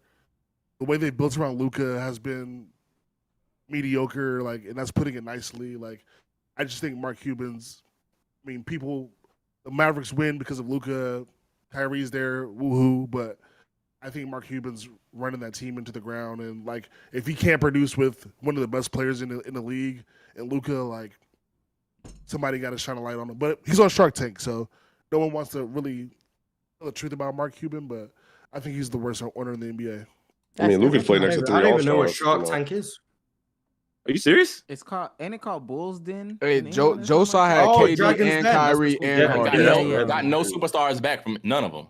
Yeah, he had KD, Kyrie, Harden, and lost all of them within a year. So Got no that's my superstars take. back. Don't forget Exactly. no superstars back for 3 superstars. Don't forget that. Corey, one. Corey, exactly. how many superstars do they have? You know what's crazy? Hey, that Niggas- superstar break is going out a lot. They had 3. No, they didn't. Kyrie disrespected. We're throwing It's not my space. Look, they got no players on that level whatsoever, even in the conversation. They did. I don't know. They did. Mikal Bridges They had close did, to season yeah. last year. Looked pretty good, but whatever. Yeah, All right. I think with Mark Cuban, it's the culmination of like I said, the coaching hire, the way they built around Luka, off the court stuff, like again, no one wants to talk about that stuff. Like it's not. Oh, the stuff that happened with the women in the organization. Yeah, Joe's side supports genocide, but all right, let's that move is on. also true as well. Let's get to the voting. Jesus Christ! Can we do a quick wrap up real quick? A quick wrap up. All right, yeah, everyone quick wrap up. Yeah, one liner. KB, I mean not KB. Yeah, KB. yeah. No, not KB. Trey. it's me. Yeah, Kwame Brown is not a bust. He just wasn't afforded the opportunity to be successful. So many bad takes. Yeah, I'm about to say you're lucky. How many votes are we doing? How many votes are we Play doing? next to Kobe. It's supposed to be a hot take. 2 votes. Okay. Yeah, 2 votes. 2 votes. One word. Swiper. Yeah, I said that's currently constructed. The Golden State Warriors are a playing team, and they will not make the NBA playoffs. Mars. Steve Nash, top 5 offensive player of all time.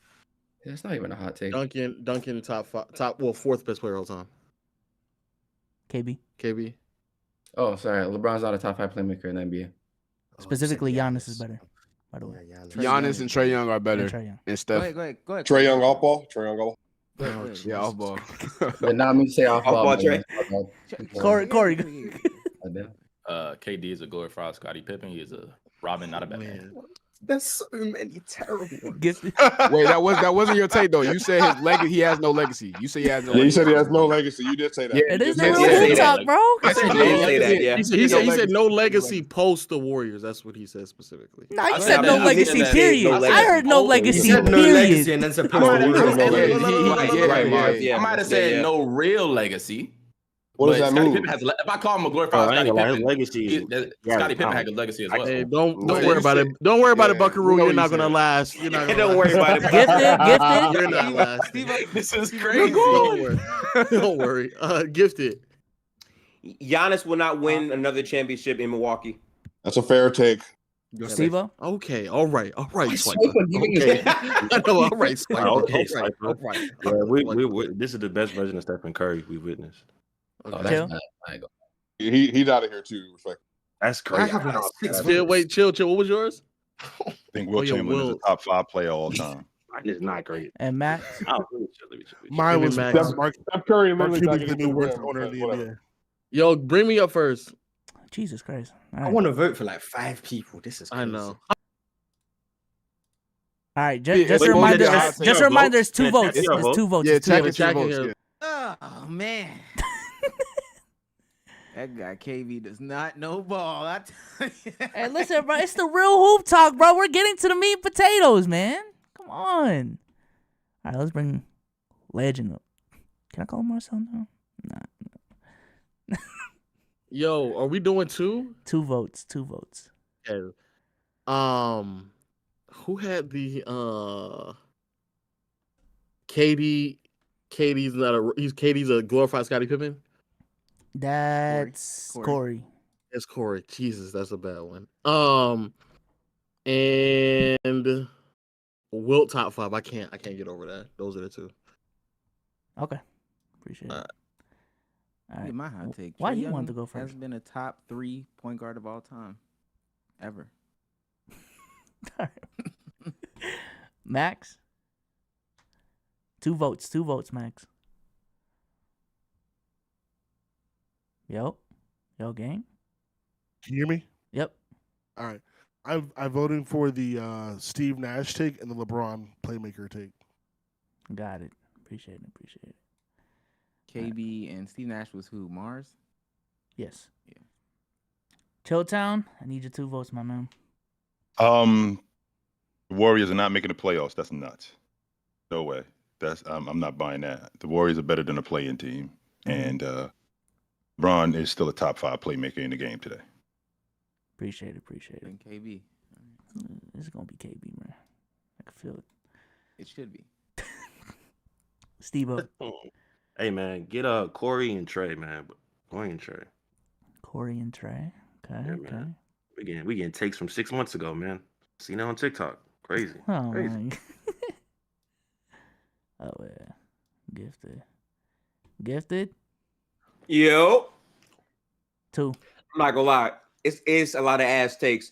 2 you said, right? Yeah. All right. Give me Kwame Brown for 500, and give me the LeBron shit over 500 too. Motherfuckers forgetting about Trey's take, bro. Just because he went first. Trey and KB. Yeah. I voted for Trey. I voted for Trey. No, I'm saying you, but like people just forgot it because he was at the. I don't know how they forget about that. But okay. That was awful. All right, It was terrible. Corey. Maybe. Oh my bad. Corey, go ahead. Yo, Corey. Corey, you unmuted. We just can't hear you. All right, we're moving on. I'll bring him back up later. KB, I need your two. Yo, what's up, bro? You said what? I need your two, man. I'm taking Corey. I ain't gonna lie. Two. Oh, is it two? Yeah. You said two? Yeah. Oh, Corey and DJ for sure. You know you can vote yourself. My take was not bad, bro. I'll be real. Okay. Niggas are good. Niggas will learn about LeBron James regressing as a player, but it's okay though. It's fine. That's on It's camera. nothing too crazy, bro. I think people more so have a problem with just your top five, to be honest. It's not even about LeBron. It's not in order. It's just those guys I think are just better playmakers It's than cool. LeBron. It's cool. It's cool. It's cool, man. It's cool. It's cool. All right, let me try to bring back Corey. Yo, Corey. This guy's folding. All right. Wait, so KB got 3, Corey got 3, Trey got 2. That's who.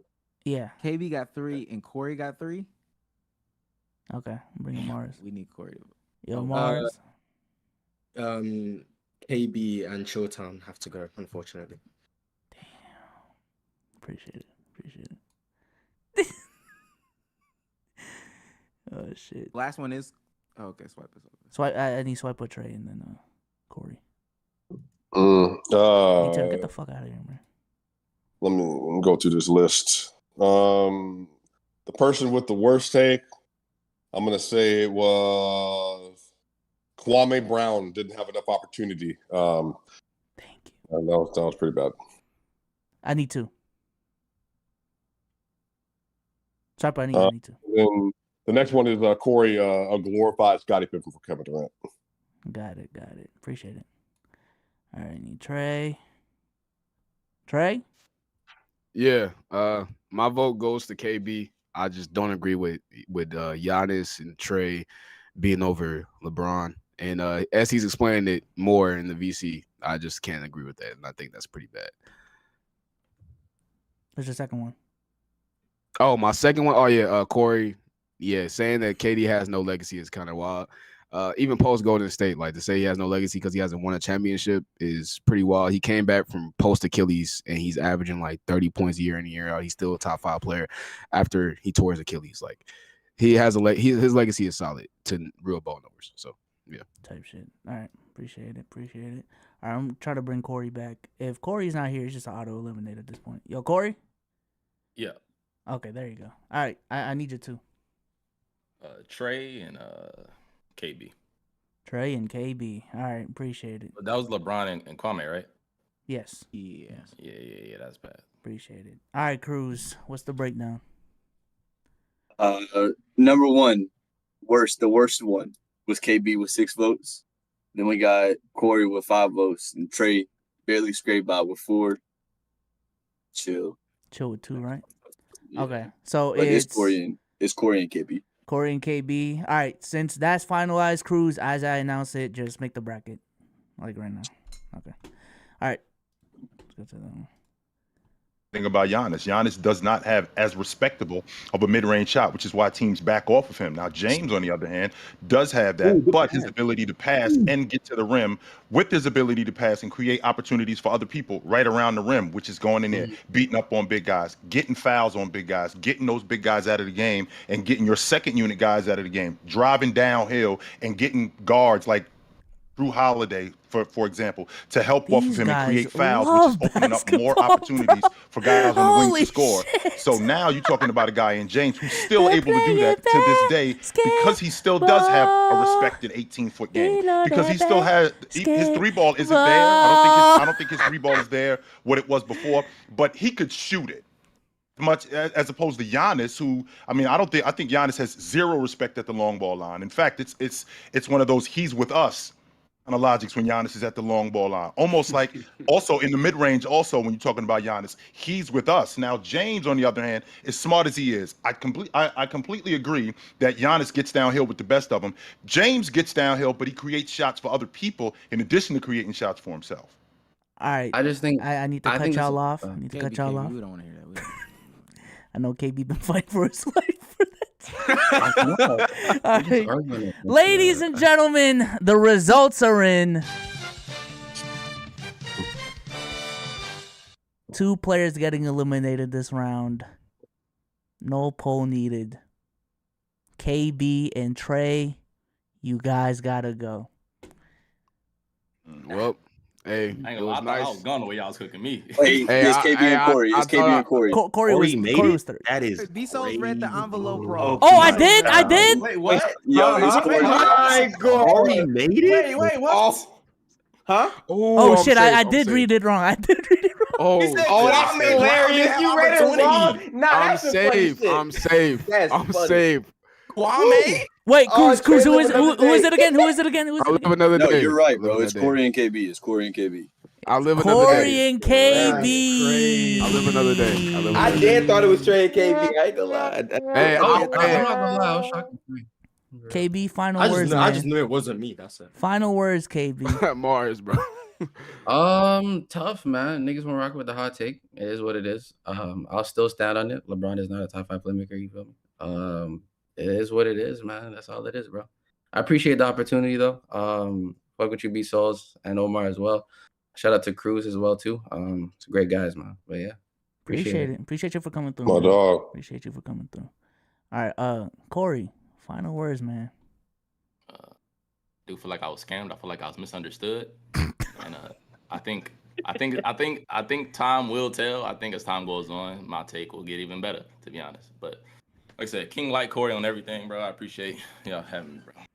Crazy. Before you go, what do you mean when you say misunderstood? Shout out Corey. Shout out Corey. No, cause I didn't. I guess maybe I said he had no real legacy. I did not mean to say that. If I did say that, I didn't mean that. You did though. So I didn't mean it. I didn't mean it. I didn't mean no legacy. I did not mean that. Nah, you said it twice. Nah, you know what you was doing. You know, appreciate y'all, man. Legacy, bro. Appreciate y'all. Try to get his KD agenda off, man. Ooh, I'd probably take Jaden McDaniels. All right. With that being said, we got 8 people on the screen, man. 1, 2, 3, 4, 5, 6. Wait, what? 4. Okay, there's 8 on the screen. All right, so we are now in the playoffs. It's gonna be head to head.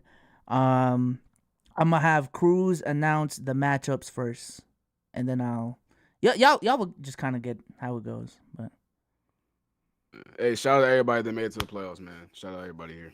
Fuck yeah. Congrats. Trey, they Congratulations, forgot your everyone. take, buddy. They forgot your take. Don't Hey, Hey, First round up, we got Chill and Legend. OGs. and Nice. That is a nasty thing to say. Jesus. Me and low down. Hey, Lo, you get it down, bro. Ooh, it's like ducking in low. home court. Me and low go down. Low getting on. Got their own credit advantage. Good lord. Oh, catch the crib. Catch the crib. Oh, brother. all right, Cruz. Next And we matchup. got Swiper and Trey. All right, What's up, we'll go ahead and Swiper? rack that one up. Shit. Hey, I'm not losing to a ball nigga, bro. I'm just gotta say that right now. I don't know what to tell you, bro. You ain't got no superstar on your roster, bro. You cooked. You okay? Okay. Win We that got championship, Gifted. start talking Oh, my different. bad, my bad. Go ahead. We got Gifted and Max. Or Gifted and Max, yeah. Give to the max. Okay. Yes. No, We got Mars and Steve for the Ah, last. my God, go against the Rockets, man. Yeah. Damn. Ah, Rockets my on God, Rockets let's get to it. violence, man. There's not enough room in here for the two of us, I guess. That's tough. That's tough right there. All right, let's start off I don't know with how Steve made it this far. Trey and This is Swiper, my man. biggest op. I love This it is though. great I take. love it though. Damn, why I gotta go love first it. twice? Back to back, I gotta go first. Okay, fine. Damn, running from the grind, just like Don't that. bend. Don't fold for I him. know, Don't fold right? for him. What you mean? Yo, B-Souls, I went twice first. Come on now. B-Souls, I this went is first your twice. show. Yeah, Don't this fold is for my him. show. Don't You fold said for it right. It is my show. It is my show. B-Souls, B-Souls, before you say it's your show, we both Celtics fans. We gotta stick together, bro. Okay. We going through it right now. Okay. We both What you we gotta mean? stick together. Bro, come on. I just went first twice, bro. Can I When get time to was prepare? the last? bro? When was the last time you was in the city for real? together. We How gotta did you stick get together. How did you get Yeah. know No. it, like, When was the you last time you was in the city for I real? went You first. went first No, one? because Mars. I went first when after So, Meezy because I was the stop- last one to stop go out with letting Meezy. Trey talk. and Or let's- Trey, whatever this nigga name Just is. when was the last time you was in the city? That's it, bruh. In the city? In Boston. Yeah. Bro, come on now. Are you the Celtics fan from South Dakota? Are you the Celtics fan from South Dakota, bro? Bezos, I know that's crazy. Bezos, I know you had it nice growing up, bro. But other niggas, I was eating ramen noodle packets every day, bro. I was too. What the fuck? No plane tickets. We couldn't afford no plane tickets. I got Vienna sausages in the crib right now. What are we talking about? I was eating the sandwiches, bro. What you talking about? We have to make shit work. So he hasn't been in the city. You had bread to make sandwiches, huh? All right, Trey. You're going first, buddy. Hot dogs and beans. Hot dogs and beans. That man had bread to make sandwiches. Are you guys arguing who had it harder growing up? Yeah, I don't know. I don't know, man. All right, man. Trey swipe up first. I got a couple of prompts for y'all. All you gotta say is true and false. All right. If both of you guys have opposite opinions, that'll be the topic you guys will debate. If you guys have the same opinion, okay. We'll keep giving you guys prompts. All right. Well, this one isn't really a true or false, but all-time Steph or Magic. Just give me a quick one-liner. Magic. Steph. All right, there you go. Go ahead, Trey. No, you go first, bro. Yeah, all right. Just 1987, 1979. Best offensive season of all time, arguably. Obviously, a 2015-16 Steph. Magic Johnson, 6'8", best playmaking transition point guard of all time, best transition player of all time. Magic Johnson next to Kareem. I just think what he was able to do revitalizing the game. Obviously, in the 1980s, where offenses were prior to he came into the game, him and Larry obviously revitalizing the league. I think Magic Johnson was able to spearhead some of the best offenses of all time, especially in an era where spacing was not what it is today. I think the fact that Magic was able to beat the Boston Celtics, able to take on and beat different times. He's playing against harder competition with Moses Malone, harder competition throughout the entire 80s. And I think Steph played over the course of his career. I think Steph obviously won when he had a stacked roster with Kevin Durant. But I think that for what he did in the NBA. We arguing stacked rosters with Magic Johnson and Steph? Well, no, that's cool. But guess what? Come on now, bro. He had Kareem. He had a top 5 player. Let him finish, Trey. Let him finish. See, exactly. So Magic Johnson, better at that point in time, dominated the 80s, revitalized the offensive position, best point guard of all time, 5 championships, multiple MVP, dominated the era, third best player in the league for about a 4 or 5 year stretch as well. So that's it for me. All right, so real quick, we arguing super teams with Steph and Magic, but if you want to argue that, I guess Magic he was drafted to a team that had Kareem. He was drafted to a team that was already a big market in the Lakers. Steph was drafted to the Golden State Warriors, and he has made that team a multi-billion dollar franchise. When Steph came into the league, how fast Steph changed the league with his 3-point shooting, being the half-court player he is and the pull-ups jump shooter he is. He's changed the league entirely. In 2016, he had the greatest offensive season of all time. We already know what Steph did in that season. Like to say Magic had a better season to me is kind of crazy. You want to argue transition, you want to argue half court setting. I think outside transition, Steph got it. I don't know why we arguing super teams though. Like if we talking about Steph and super teams, Steph still has if I'm not mistaken, he has 1 less ring than Magic Johnson, despite being on the worst team for longer. I don't know what we talking about. Steph averaged 30. He's better than 2016, bro. I don't know what we doing, bro. All right. Y'all got some time to rebuttal each other, debate each other. Is that it? Y'all want to call it quits on that? Well, I want to know, why do you think why do you hold Steph accountable for super teams but don't hold? Why do you bring that up? Why you bring the super team argument? Why do I hold him accountable for losing to LeBron James and flying to the Hamptons with his other best players on the roster and begging Kevin Durant to join his roster in the middle of his prime? Magic had Kareem his whole career. That's cool. That's fine. But he got drafted. It's Kareem not together. They developed together. He got drafted. Okay, so he got drafted to a situation with a top 5 player of all time, and you're saying that he only won 1 more ring than Steph. The only reason, now we have to take down this whole argument. The only reason Steph did that because he knew by himself he could not take down LeBron James. That was the entire construct of why he went and did that. So they literally were up 3-1. Steph drops in the playoff. Okay, he dropped the course of that series in 15-16. No. Okay. He dropped the course of that series in 15-16. Did he not? He got injured. He got injured against the Rockets series. We all seen it happen live. Not only did Steph get injured, why are we acting like LeBron James himself did not also try to get KD? That's a known fact that LeBron tried to get KD that same season. Everyone tried to get KD. LeBron? Are we talking LeBron? Or are we talking Magic? Because we're using a player trying to get another player in free agency, like who was the best player in free agency as a slight, despite the fact that he has one less ring than Magic. The 73 games, and then they added Kevin Durant to the roster. Steph has never played with a top 5 player of all time. What are we doing? He had a 73-win team and then asked Kevin Durant in the middle of his prime the next season. And LeBron James asked Kevin Durant to join the next season after being that same team. I can't speak to LeBron. He's not in this conversation. No, because that's a dumb point. That's a dumb point, bro. I can't speak to LeBron. That doesn't credit Steph for having a super team. Because even if KD didn't sign with them niggas and he signed somewhere outside of like a LeBron team, then if he didn't have KD, they wouldn't have 4 rings. They wouldn't have 4 rings. That's the point. They wouldn't have 4 rings. It's already being the KD allegations considering he won last year. Steph literally won in 2022 without KD with a worse team. So you're saying you're saying a better version, a younger, faster, better version of Stephen Curry could not win again despite not having KD, even though he just did it? Versus LeBron James and Kyrie and Kevin? No, I'm saying no, he would not. Bro. Okay, but you say he would never have won. Trey. Okay, we're done. Even if he loses in 2017, forget 2017. Even if he loses in 2017, all right. I had to, man. I had to. Jesus Christ. Okay. Cruz, put the poll up. Everything from this point on is gonna be fan voted. So, go ahead, put the poll up, man. So can we say what we want, or do we have to be quiet so we don't sway the votes? We can. Trey. Y'all can talk about it as the polls going up. Go ahead. How was the argument Steph versus Magic, and you guys just spoke about KD half the time? Damn. I didn't even talk about he argued KD. I don't know why he was. We're talking Steph and Magic, and I heard not one mention of the greatest shooter of all time, not one mention about anything that they did on the court. I just heard. Oh no, the way he brought up, that was a secondary point.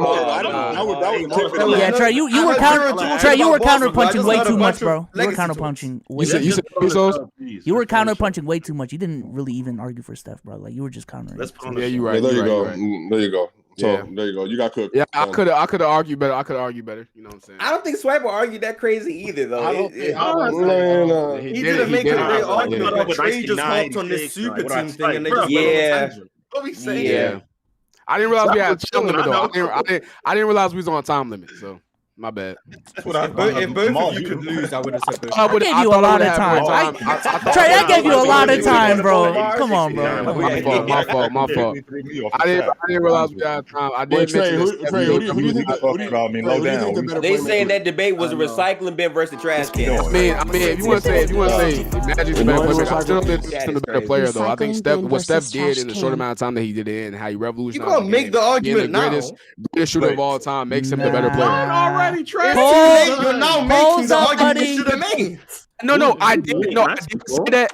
I did say that. I didn't speak as clearly as I wanted to, though. I did stutter. I was going on a tangent. I was, all over the place. So why are you admitting that, nigga? Why you admitting that? Get him out of here, man. All right, moving on. I ain't gonna lie.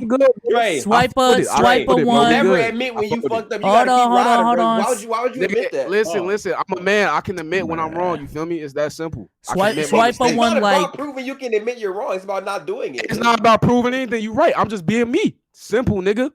So why you apologize? I'm not apologizing, nigga. I folded, nigga. I can admit I folded. What we talking about? Yeah, Trey, you lost, buddy, by a landslide, man. Trey, final words, man. Appreciate you for coming on. Appreciate you. Hey, my final words. Hey, appreciate everybody. Appreciate Bezos for inviting me. GK Trey on YouTube, GK Trey on Twitch. If y'all fuck with me.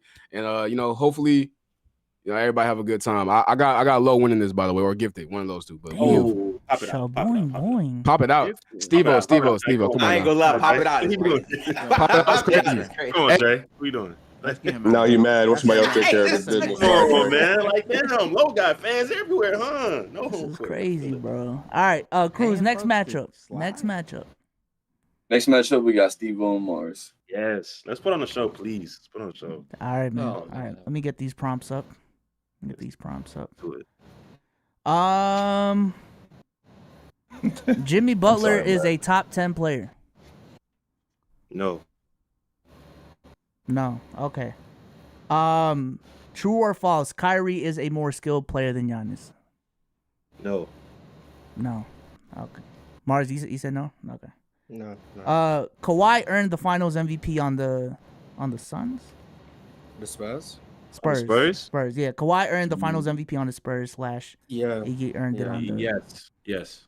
Okay, so y'all both agree. Prime Julius Randle, Chris Bosh. What? Victor Wembanyama is not a generational talent. He is. False. False? Yeah, well, there you go. No. Victor Wembanyama is not a generational talent. That's false. He is a generational He talent. is. Yeah. Okay, so y'all both agree. I'm gonna Okay. be it for a minute. You would say no to that. Barnes knows ball. I like this. I like this. Right. Don't butt me up. Don't do that. I appreciate that. The NBA is rigged. No. Come on, what are you getting? No. Hey man, referees get overhated. I don't want to talk about referees. I'm not gonna lie to you. Who's a better offensive player, Kobe or Nash? What does he think? That's not fair because he. I'm going Kobe. I think he's a better offensive player. But that's literally like, no, that's.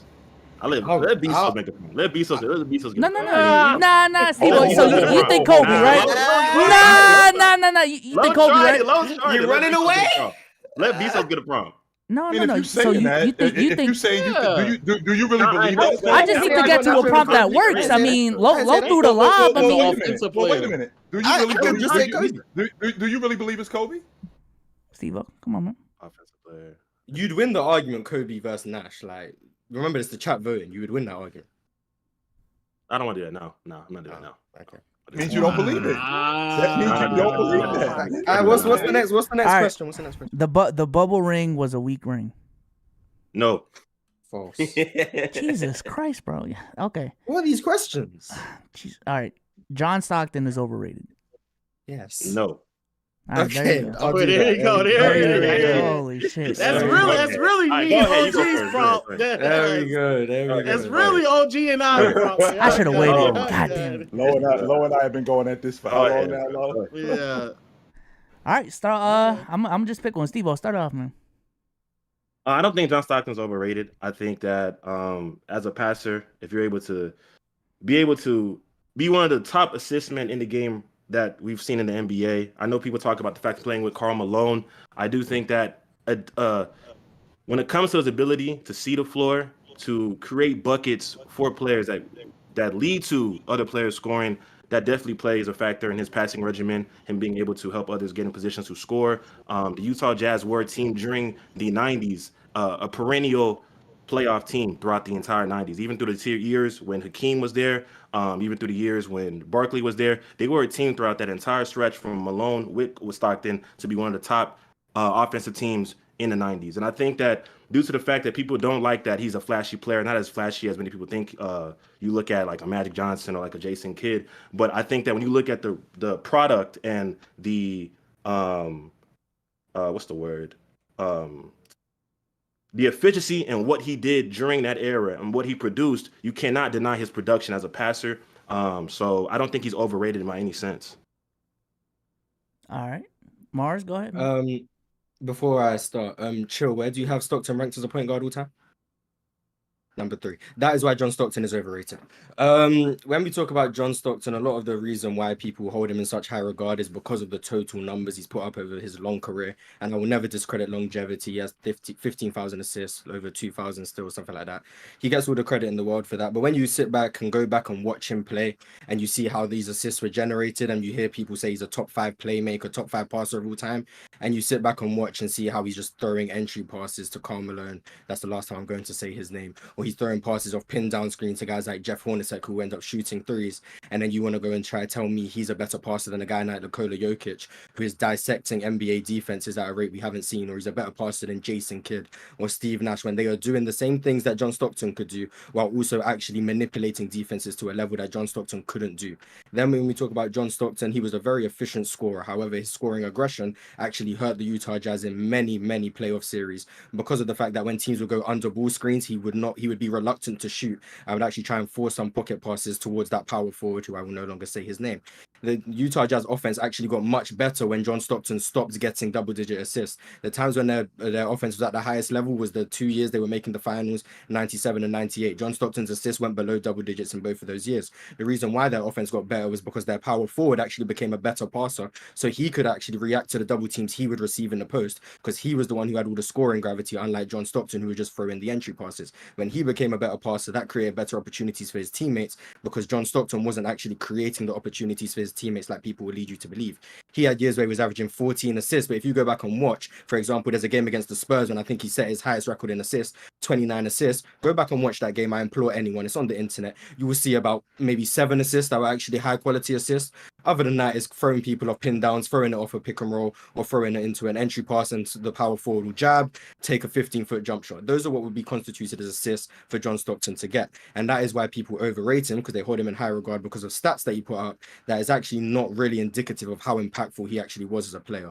And that's why I think he's overrated. Okay, so you said as a playmaker. I think when you look at John Stockton as a playmaker, I'm not looking at him as a playmaker, I look at him as a passer. And you say from the fact of him dumping the ball off of pin downs, off of players that are open, off the Karl Malone and entry passes. I'm not gonna lie to you. We look at the game today. There are so many players right now who can't even do an entry pass to the postman. We've seen it multiple times in the playoffs. Yes. So there is a skill in getting the pass to a certain spot, so where a player can actually efficiently get in a position to score. When you talk about his playmaking position, playmaking and passing are two different things. As a playmaker, your scoring gravity plays a big factor into the fact that if you are a LeBron James who you can score and get to the basket at will and be a great passer, your playmaking is going to be one of the best already. Same with Nikola Jokic. We all know that John Stockton was an efficient scorer. And if you're going to say that the Utah Jazz weren't a great team until Malone became a better passer, then the credit, your problem more so is with Malone not having the impact or the improvements in his game. Stockton was a very, very good player in the 90s. We could talk about the fact that his production and the fact that if you look at the games that he didn't look like he was passing the ball to here, but he got the job done and got the ball where the ball needed to be for his team to succeed. It wasn't as if like the team just said, oh, well, John Stockton's here, but we're still a team that can't compete in the 90s. They were a team that competed throughout the 90s. They were a team that was actually in contention to be one of the best teams in the 90s, just the fact that Hakeem was there and the Jordan Bulls were there. But this was a team that was well-rounded enough to win the championship. And I'm going back to what you said, the 2 years that they became a better team to get to the finals was when Karl Malone stepped up. John Stockton was still providing great a great passing regimen to get the most out of Jeff Hornacek, the most out of Karl Malone. And even with his scoring deficiencies, due to his size and frame, he was never going to be a guy like a Mitch Richmond at the era, or a guy like Glenn Rice, or a guy like Reggie Miller who could do all these types of things. But he did do what he needed to do for that team at his level. And if you're going to say he's overrated compared to how Chillsound just said, oh, he's fifth, we're talking about it in different steps. Third. Okay, we said he's third. Well, then we have different levels of where people overrate him. But if you're saying he's overrated from the regards of him being in the 90s and what he produced, we cannot deny his production, and we cannot deny what the Utah Jazz looked with him when they were in that era in the 90s. Where do you rank him? We're not finished. We're not done. We're not done. Low. I actually agree with a lot of what you said. Throwing entry passes does take skill. We see it in the NBA today. The example I always go to is the 2020 bubble with the Philadelphia 76ers, where Joel Embiid's teammates could not throw an entry pass, and that is a big reason why they got swept. However, when we talk about the best passers of all time, every single one of them can throw entry passes at a high level. Jokic can throw entry passes, Steve Nash, Jason Kidd, LeBron James, they can all throw entry passes. That's a prerequisite of being an all-time great passer. If that's John Stockton's claim to fame, that's not enough, unfortunately. Throwing the ball off pin downs, every single one of them can do that. That's not enough to get into this conversation. It's the other things that he could not do at a high enough level compared to them, which is why he gets put out of that conversation, in my opinion. Now, when we talk about the Utah Jazz being a competitive team, yes, in the late 90s, they were actually a very competitive team. In the early 90s, losing to teams like Golden State, not very competitive. Losing to the Seattle Sonics in 93. Golden State? They lost to Golden State in 89, I believe, or 90. I believe that was 1 year. That was 1 year. 1 year. Yeah, I'm going on. I know they lost to. They losing to a team like Golden State. That's not a very high level team to lose to. They lost to the Seattle Supersonics a couple times, if I remember correctly. They lost to Portland as well. Portland are a good team, but these are the teams they're losing to, and they're not really putting up a huge fight in these series. I think they lost to Portland in 5 games in 91. I could be wrong. Sorry, I don't have a memory 30 years back.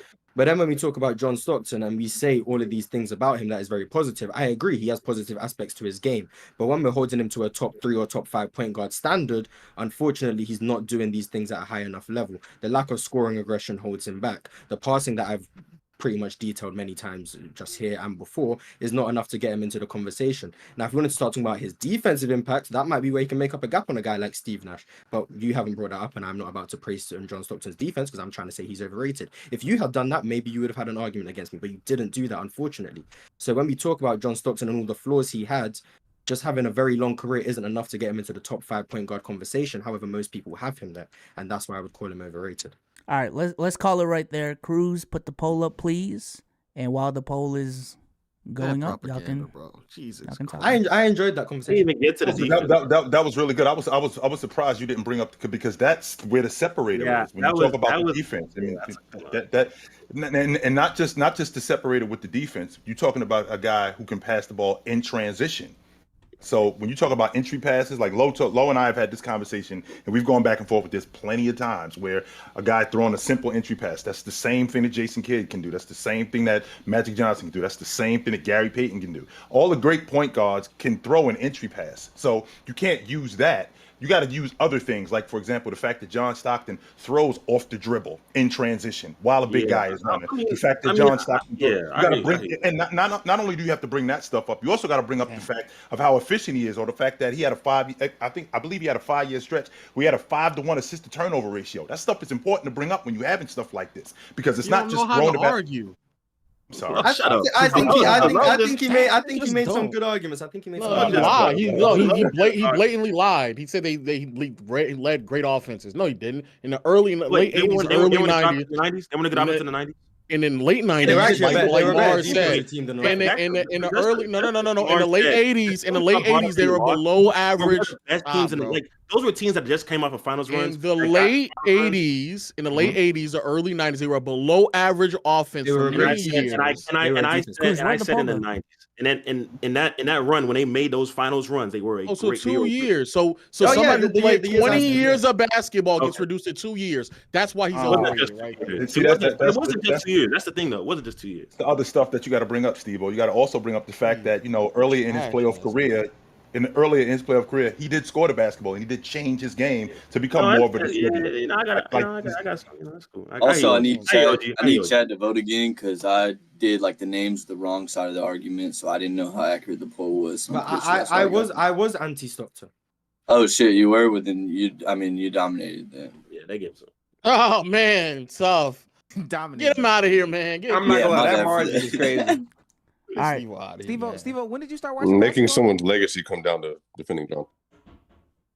Still, I do think that was kind of. I didn't know he didn't think John Stockton was overrated, but I think that's kind of. I'm well versed in the John Stockton. Yeah, I don't think he's like. You would have definitely lost if he was against. I don't think he's top 3, but it's. What do you have? So Steve-O lost, right? Steve-O lost. I don't have my point guard list on top of my head. I would say maybe 5 or 6. Like if you have him at 6, I'm not too mad at it. He's around there. I don't think he's top 10, man. He's not top 10. Low just hates Stockton. I don't know. That's a hater. He hates my Rockets. He hates everybody. Me and Lo, we do this all the time. For me, anywhere from 7 through 10 is all right. I can understand 7 through 10. He's not top 10, bro. All right. I was about to say, I think Gifted and Max are up next. All right. Well, but before we go, Steve-O, thank you for coming on, man. Hey, appreciate you for having me on. Shout out to all the creators, not even content creators, just guys up here who know just no ball. DJ Steve on YouTube, make basketball videos, But yeah, thanks for having me. Appreciate it, man. Thank you for coming through. Lies that have been told, man. All right, next matchup. 2015. Cruz, I got it, man. Next matchup. Real quick, is my fan loud or no? Nah. You're good. Next match. Okay, yeah, you might want to push the top. Oh, it sounds a bit loud. Yeah, it sounds a bit loud. Yeah. Okay, I got you. In that room. All right, next matchup. Chilltown versus Low. Let's go, man. Let's go. Do it. Low down. Low down. I think The two old heads battle it out. I respect. I Low think down. this is like when this. I think I should just go ahead and do the Wilt top 5 conversation. Yeah. Just debate that. Is Wilt Chamberlain top 5? Low does not think so. Chilltown definitely does. Okay. Let's get to the meat and potatoes. Top 10? No, he's not top 10. You don't think he's a top 10 player? Absolutely not. Chilltown, I want you to go first and elaborate on your take again. Oh, please. The game again for Wilt Chamberlain, logic when he showed up is Wilt Chamberlain gonna ruin the game of basketball because of everything that he did? Everything that you see in the game in terms of records, everything that you see in the game in terms of rules were because of Wilt Chamberlain. The reason why you have to stand behind the free throw line to shoot free throws is because Wilt Chamberlain could dunk the ball from the free throw line without running. So they put a rule in the game where you have to stand behind the free throw line. So when you're talking about a guy in terms of winning, every championship he's had has been in dramatic fashion. Pick on who won the debate. They won the NBA championship in 1967. They were the only team in the 60s to beat the Celtics. No other team in the 60s beat the Celtics. That was it. When they won the NBA championship in 1972, they won 33 straight games on that unit, which Wilt said he thinks that his other teams would have beat that team. But this team was that good as a unit, and Wilt was the catalyst. They won 33 straight games, which is a record until this day. Wilt, when he retired, he was the all-time leading scorer of points per game. That was Wilt Chamberlain. Wilt Chamberlain, to this day, he's still number uno all-time in rebounds. They did not count blocks during that time. They did not count steals during that time. But when you're talking about a guy who, during his career, I believe he went 35-20 in the playoffs, which was a drop-off, and that dropped off for the first. That was a 5-year stretch where he went 35-20 because of the guys that he was playing with. It wasn't until 1967 when he got better players, and when he got these better players, he started to perform. His team started to perform better. Wilt was still passing the basketball. These guys were not converting on it. So a prime example would be in the 1962 season where Wilt, I believe his shot attempts went down like 10 or something like that, but his assist total only went up 1. They're not holding Wilt Chamberlain to 10 points or 1 point under his scoring average if these guys aren't converting. That's not what's going on. The problem is that these guys aren't converting. That's the problem with Wilt Chamberlain. They changed all the rules because of Wilt Chamberlain, and he still, at that time, was the best player in the game at that time. 4-time league MVP. They didn't have Defensive Player of the Year. Everything that he was doing during that time still hasn't been duplicated to this day. That's why I think Wilt Chamberlain is a top 5 player all time. Lo, why do you think he is not? My personal personal assessment of Wilt Chamberlain is that I think too many people get caught up in numbers, and for whatever reason, I think he's the only player. Well, not only, he's one of the very few players that, again, the way that we assess and talk basketball is altered significantly just based off of numbers instead of actually impact and how it led to any substance of consistent success and overall success in the postseason, regular season, et cetera, et cetera. I think it's heavily embellished that he had bad teammates when he played with really good teammates, especially in Philadelphia, with Hal Greer, Chet Walker, Billy Cunningham. And then even when he went to the Lakers and formed a super team with Elgin Baylor and Jerry West, he still lost. He's the only player, for whatever reason, that he can go form a super team. Nobody cares about it. He would still lose. He lost to Bill Russell when it was the last year of his career and Bill Russell was coaching. Still lost in that assessment. He lost to Willis Reed in Game 7 in the 1970 finals while Willis Reed was on a bum knee, could barely play, still was ineffective. He was an egregiously bad free throw shooter. The reason why that's very important is because at the time, if you got a regular personal foul, if it was a reach-in foul, that would translate into you going to the free throw line. And they would do that to Wilt Chamberlain very often. He would just sit there missing free throws. So he slowed down the offense, never really translated to a high-level offense, especially around the time when he was producing crazy numbers. And the biggest reason why I highlight this very much so is, like Chill said, 33 wins. That's amazing. During that stretch, though, Wilt Chamberlain was basically averaging 15 points. During that stretch, he had 16 games where he scored 10 points or fewer. During that stretch, he was not the best player, and during that stretch, he was not dominating offensively in terms of scoring the ball. So that proves that you can impact the game in various ways without having overwhelmingly, egregiously crazy scoring numbers the way that Wilt Chamberlain had throughout his career. It's been very well documented that his style of play wasn't that productive in terms of translating to wins or translating to aiding his teammates teammates getting better. Even when he was able to lead the league in assists, he did it in a very selfish manner by just dominating the ball and allowing his teammates to come and get it and immediately shoot, because that's how he got his assists. And again, none of these numbers really translated to high-level offenses. And so I feel as if like that's the scale that we kind of grade a lot of players on. For whatever reason, though, when it comes to Wilt, he can put up great numbers. The team can be solid enough in the regular season. Then the postseason starts, and all of a sudden, everything just crumbles apart. And that's like, for whatever reason, that's fine enough for him to be all the way in the top 5. I think that's a bit egregious. Fair. That's absolutely fair, Lo. Now, so let's rewind the clock back to him having bad teammates. Well, I never said he had bad teammates. I just said he had better teammates. So when he got in 67, I'd like to think that Billy Cunningham and Chet Walker and Hal Greer were better than Paul Aronson. I'd like to think that they were better than those guys. There's a reason why his assist total went up, because he was playing with better guys. Now, there wasn't a lot of footage of Wilt Chamberlain, but the footage that I did see of him, because you have a tendency to talk a lot about Wilt Chamberlain in terms of there not being a lot of footage. And I've actually been on record talking to you about this, the fact that I haven't seen a lot of guys that I'd like to have seen more of. Well, I did watch a little bit of what I've seen of Chamberlain, and Chamberlain did have a mid-range fall away. Chamberlain was one of the best, if not the best, finisher at the rim. Chamberlain was not, even though as bad of a free throw shooter as he was, I believe in 1962 when he shot free throws underhanded, it was the best season he ever had as a free throw shooter. In fact, that was the same year that he scored 100 points in a game shooting underhand. So with all of that being said, him not getting outplayed in the NBA Finals in 1960, him not getting outplayed in 1969 in the NBA Finals, where he shot only 10 shots, and Jerry West, not only Jerry West, Elgin Baylor, they didn't produce. When you got a big guy like Wilt Chamberlain who scores like that, who passes the basketball like that, who's the playmaker like that, and you only involve him in that little bit in terms of the offense, I think that you guys would have been so much better, and they didn't do that. And that wasn't due to Wilt Chamberlain. So Wilt Chamberlain was one of those guys who got blamed a lot because he was bigger, because he was faster, because he was stronger, only except he did produce when he had to. And when he did produce when he had to, he produced in dramatic fashion. Well, you say 1969, Jerry West didn't produce. Are you confusing 69 with 70? Because 69 is the year where Jerry West won Finals MVP.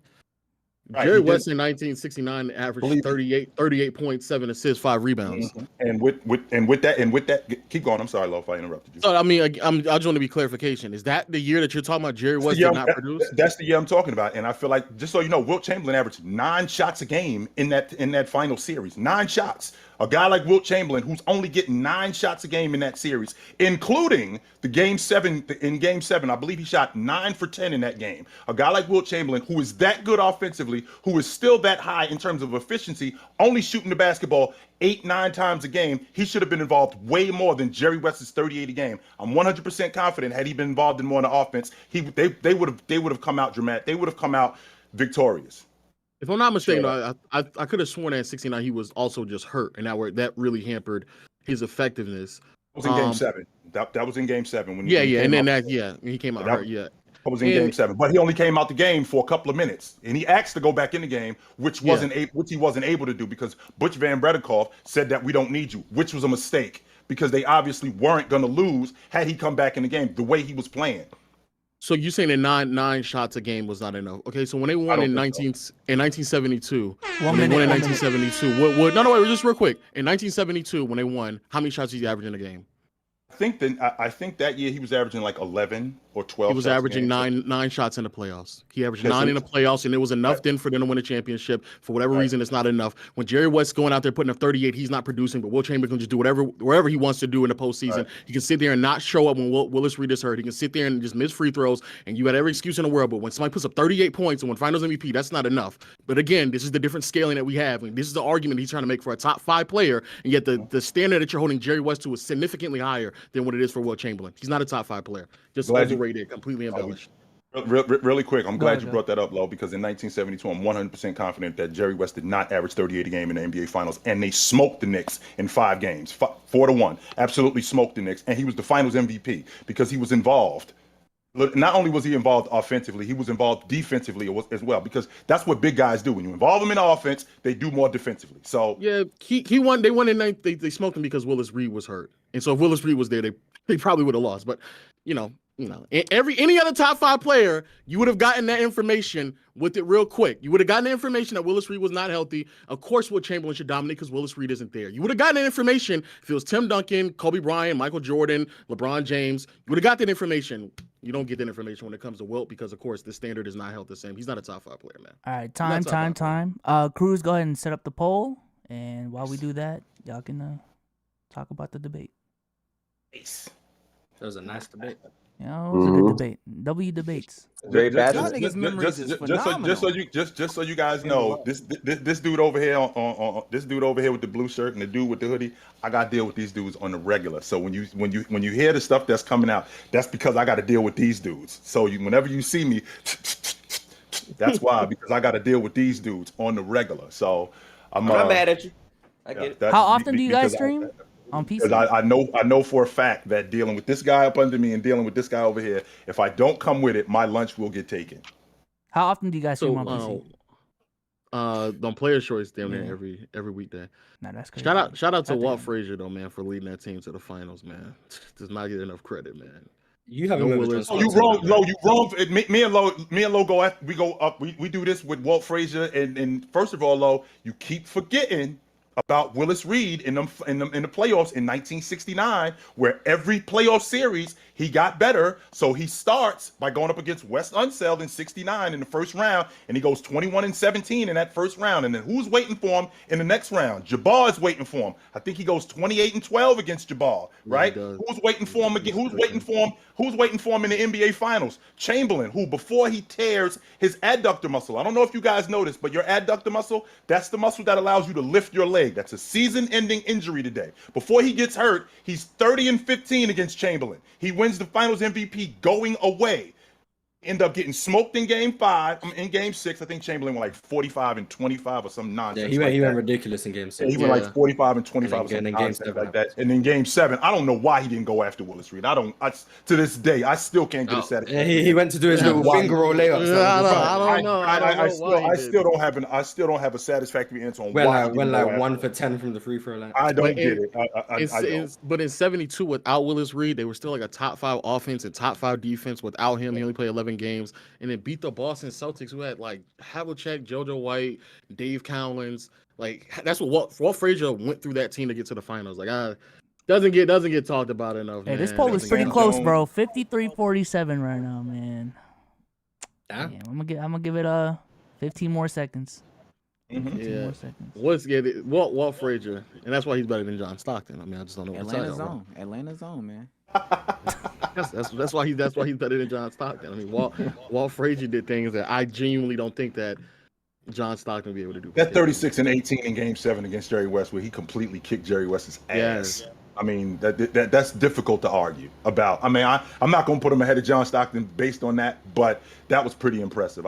That's my introduction as a kid into basketball. My uncle was the one who introduced me to Walt Frazier this, Walt Frazier that, Walt Frazier this. Well, oh my God, he couldn't talk enough about Walt Frazier. That's a game that is not talked about enough. 36-19, 70% from the field, 12 for 12 from the free throw line. Yeah, came out the gate. I think he scored 18 points in the first quarter in the finals against Jerry West. That was a great performance.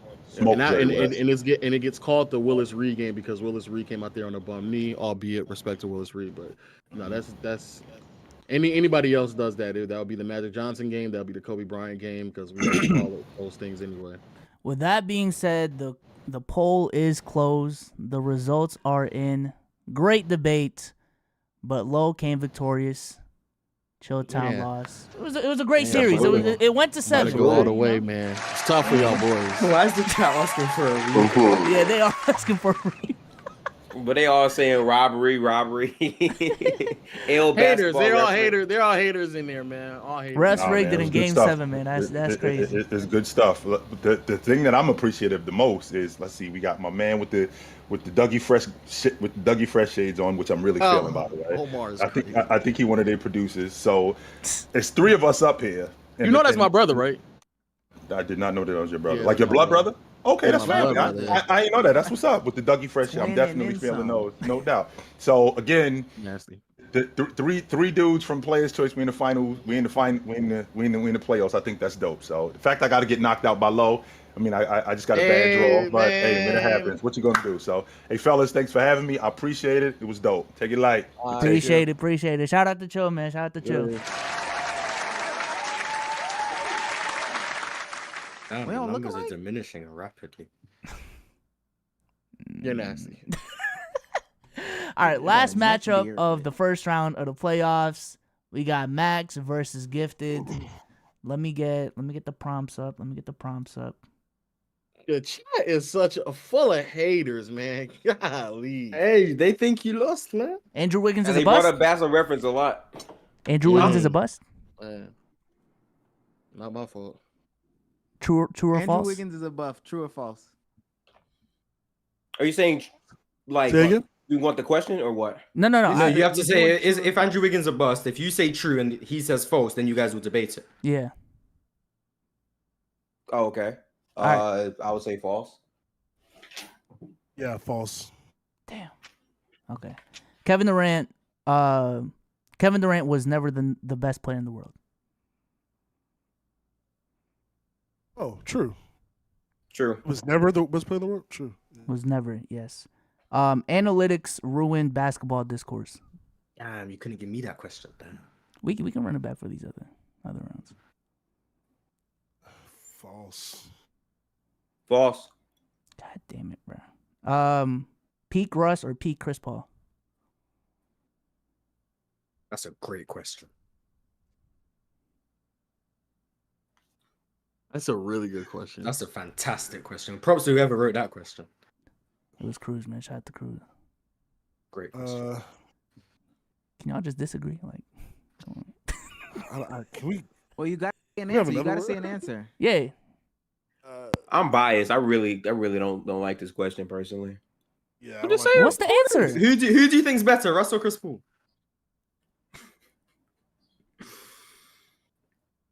Oh, I'm biased. I really. Oh, just say the name. Say your name. Both of y'all, bro. What the fuck? I say Russ, but I don't like this question at all. Okay. Gifted. Gifted. Next question. No, answer it. Answer it. You're gonna say Russ as well? He was going to say Chris Paul. No, he was going to say Chris Paul. If he was gonna say Chris Paul, they have to debate. That's what I'm it. saying. I wasn't gonna say Chris Paul. No. Okay, so it's both. I Jesus don't like Christ, Chris bro. Paul. All right. Basketball is in a better or basketball is in a better or worse place since 2010. Just say better. Much better. Much better. Better for both of y'all. Damn, both of them said Jesus Christ, bro. Who wins in a basketball game right now? Team USA or Team World? You said Team World, USA. World. Team USA or World. Team World? Jokic and Embiid at World. God damn It seems like you guys are ducking the debate right now. I'm not Okay, gonna lie, okay. that's what it seems like. Nah, these are really like obvious. Like one. Should you have to play? Should you have to play basketball at a high level to talk about it? No. No. No. Of course, all of us would say Nah, that. Bar is funny. Whoa. I don't know about that. Calm down. No, yeah, one of us. I respect the most people who up actually here. put in the work. I respect those people. Who was the king of the 2000s? Kobe Bryant or Tim Duncan? Oh wow, here we go. Kobe. Duncan. There you go. Finally. There you go, man. Actually. Oh my god. No, you're in it. Nah, You're you're in it, buddy. now. You're in it, buddy. It's fine. Max, go ahead, man. I'll debate it. Go ahead. I'll debate it. It's fine. You might win anyway. Who goes first? Max, you can go first.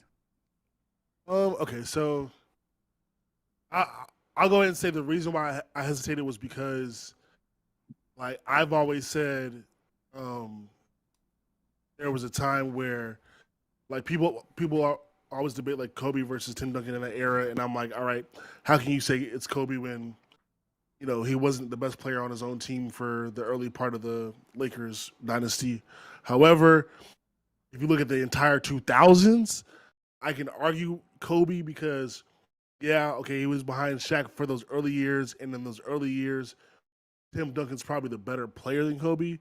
But the 2000s, if we're talking about 2000 to 2009, well, the late 2000s was when Kobe was winning the championships, you know, with a Paul Gasol, Andrew Bynum team. Coming out of the late 2000s, I think there was a gap. There was like a gap where Tim Duncan and the Spurs won in 7, and then they didn't go back to the finals again until, whatever that year was with the Heat. I think it was 13 or 14.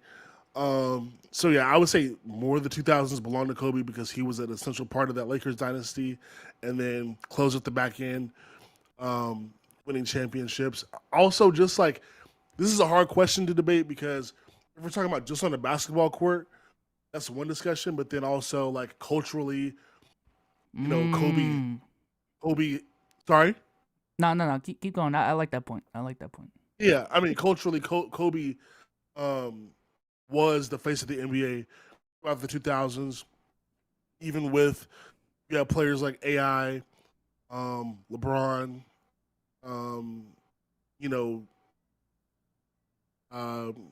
McGrady, like so many great players that were in the public eye. Kobe was the guy that was the face of the NBA. Shaq, even with Shaq, D-Wade, Kobe was the face of the NBA and was a cultural icon throughout the 2000s. And on the basketball court, like I said, I just think him being a part of the championship runs to the beginning of the 2000s and end. When I think in 2000s basketball, I immediately think of the Lakers dynasty. I immediately think of Kobe. I think his MVP year was like 06, I think. 08. 08. Mm-hmm. So I mean, other than there too. I mean, yeah, most of Kobe's prime was the 2000s. I mean, like after the 08 and 09 runs, he kind of fell off.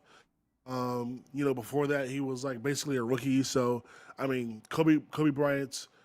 Tim Duncan had a little bit more longevity after the 2000s, but 2000s basketball and Kobe Bryant are synonymous. So I can't really make an argument against. I can't see why it wouldn't be Kobe for the king of the 2000s. All right, Gifted, go ahead, man. Yeah, the answer is Tim Duncan. I heard you bring up the word culture, and I would love to talk about culture when it comes down to Tim Duncan. Tim Duncan was a leader both on and off of the court consistently for a lot of his teams. There was never a question about how can he play with an X or Y player because he was effective in multiple settings on Spurs teams. He also, as his prime decline, was taking the backseat to other players and letting them shine. He's the definition of a team basketball player for the San Antonio Spurs, and he's a instrumental part in the success that the Spurs franchise had as a whole. I think for Kobe, while he is an excellent player, Shaq was clearly the best player for at least 3 of the years that they were playing together for each other when they won their championships. Tim Duncan is a very fundamental person. Again, the defense, one of the best defensive players of all time, and the way that he just floor raised that team consistently was absolutely outstanding. And again, in terms of holding players accountable, but also being a leader by example, Tim Duncan didn't really have to say much. And because he let Greg Popovich talk to him in that way, he was able to come in and set that culture with Popovich for as long as they did. I think ultimately his basketball play in terms of, again, being one of the best two-way players in the league and being able to impact the game in many different facets, while also being a great culture setter both on and off the court, would make me lean Tim Duncan. All right. Y'all can rebuttal for a little bit. Cruz, you can put the poll up. Yeah, I mean, I would just say like Tim Duncan came in to a product that was already sort of in motion. So, Popovich already had Popovich needed Tim Duncan to be who he was, and the Spurs system was Tim Duncan, and I understand all that. The reason why I prefer Kobe over Tim in that sense is because, Kobe had Shaq and Phil Jackson and all that stuff for those early dynasty years, but he also had to reinvent himself when Shaq left. He went through some tough times where he was playing with, Smush Parker and all of them, and the Lakers were trying to figure it out and bring and set that in motion for the late runs. I feel like that rise, fall to rise again story is what really made people really say, all right, Kobe is that guy. And I feel like while Tim Duncan was the pattern of consistency, and that should be celebrated, and that should be given credit. I just think Kobe had a better. You can't. I feel like Kobe in the 2000s was the biggest story in basketball, especially the late 2000s, but even throughout the entire decade. I just think it's a better story, more culturally relevant, better player. Type shit, shit, and things of that nature. I think when you talk about the story, that's cool and all, but in terms of who Tim Duncan is, Tim Duncan, again, criminally gets underrated because he doesn't really talk that much. He just handled his business on the court. And again, time after time, people did not have to ask, can Tim Duncan play with X or Y player? Because he was always a team first guy. His main goal on the floor was to win. And again, the amount of floor raising that he was able to do on the defensive end elevated a lot of his units. And the team that he came to, he was not taking a backseat to Shaquille O'Neal. Tim Duncan came in and it was like, this guy is going to be the face of our franchise. Kobe had to grow into that, of course, but the way that Tim Duncan was able to have his way throughout the 2000s, again, doesn't get talked about as much because he's not as popular as Kobe was, because for a lot of people, Kobe is the perimeter player, and oftentimes the perimeter player with more flashy on-ball skills might pop off more to some people. But in terms of Mr. Fundamental, that is the definition. Tim Duncan is the face of that when you think about basketball. All right. With that being said, the polls is done, and I ain't gonna lie, by landslide, Gifted won. Hey, shout out to Max for coming through. Shout out to Max for coming through, man. Go ahead and say your final words. Yeah, I was gonna say appreciate it, man. It lasted a lot longer than I thought. Like I said in the beginning, I love everybody that's up here. Everybody up here, I love y'all's content. I loved being a guest in the basketball YouTube community tonight. And I'll just say this: you can follow me on Twitter at MXWZY and Multiplicity Media on YouTube. Football's mostly my sport, as y'all can probably tell by tonight. But yeah, Multiplicity Media. Check out our content and hit me up on Twitter. And I'll see you guys next time. Y'all be easy. Thanks, y'all. Yeah, appreciate that, bro. Yeah, that Kobe cultural point was great. I'm surprised Gifted didn't have to bring up the case, man. That's good, man. Oh, man, that's nuts, bro. That's I'm not touching that. I'm not touching that. No, sir. If I'm winning, I'm going for the win. No, sir. All right, man. Final four is here, man. Final four is here. We got Gifted, we got Low, we got Mars, we got Swiper, man. We got some big hitters, type shit. All right, Cruz, what is the bracket looking like? Who's gonna be the matchups? We got Low and Swiper first, and then we got Gifted and Mars second. For low potential players' choice, you know what I'm saying? Finals. Oh wow! So you got the Kobe, really count players' choice. You got the Kobe. They got the Kobe Bryant final 2009. I see how it is. I got you. There's a lot of behind the scenes work going on. Yeah, I see that. Man. Okay. Let's do Gifted and Swiper first. It's Gifted and Swiper. Okay, cool. Well, it's Gifted and Mars, so I don't know. Gifted and Mars, yeah. Wait, is it Gifted and Mars? I sort of got B source. Yeah. Oh, B source. Yeah, no, I'm the host right now. Not too much. Host. So it's Swiper and Mars. No, Swiper and Low. Jesus. No, it's Swiper and Low, bro. Because remember Gifted and Mars. Gifted and Mars. And Mars and Gifted. Okay, Jesus Christ, I'm blanking out, man. Okay, you sleeping? All right. Let's do Mars and Gifted. Let's do Mars and Gifted, man. Let me get the prompts out. Can we do that analytics question? Because he said false, and I definitely think true. We can do that. If y'all got something. If he's down, Gifted, you want to do that? Sure. I'm cool with that. Chet stinking it up over there. No, he's not playing. Oh my god. Jesus. All right, who wants to go first? I suggested the topic, so I guess I should go first. Okay, go. But I don't want to feel like I'm controlling everything. So. Yeah, you can go first. I'll go second. It's fine. Okay. Damn, you running B. So the question is, analytics ruins basketball discourse, right? Yes. Did analytics ruin basketball discourse? And just to make sure, Gifted, you said no, right? No, analytics did not ruin basketball discourse. Okay. And I'm saying yes. Okay. The reason why I'm saying analytics did ruin basketball discourse is not because of the use of analytics, it's because of the people using them. People who use analytics don't actually know what these stats mean, and they use them, regurgitate them to push agendas that the same people who use the eye test will do the exact same thing without using numbers. If you think a player is better than another player, for example, defensively, all you have to do is pull up someone's defensive raptor, defensive box plus minus, and see that it's in line with some of the better defenders. I'm talking about Nikola Jokic right now, for anyone who doesn't know. And they will use those stats to try and push an agenda that Nikola Jokic is actually a really good defender.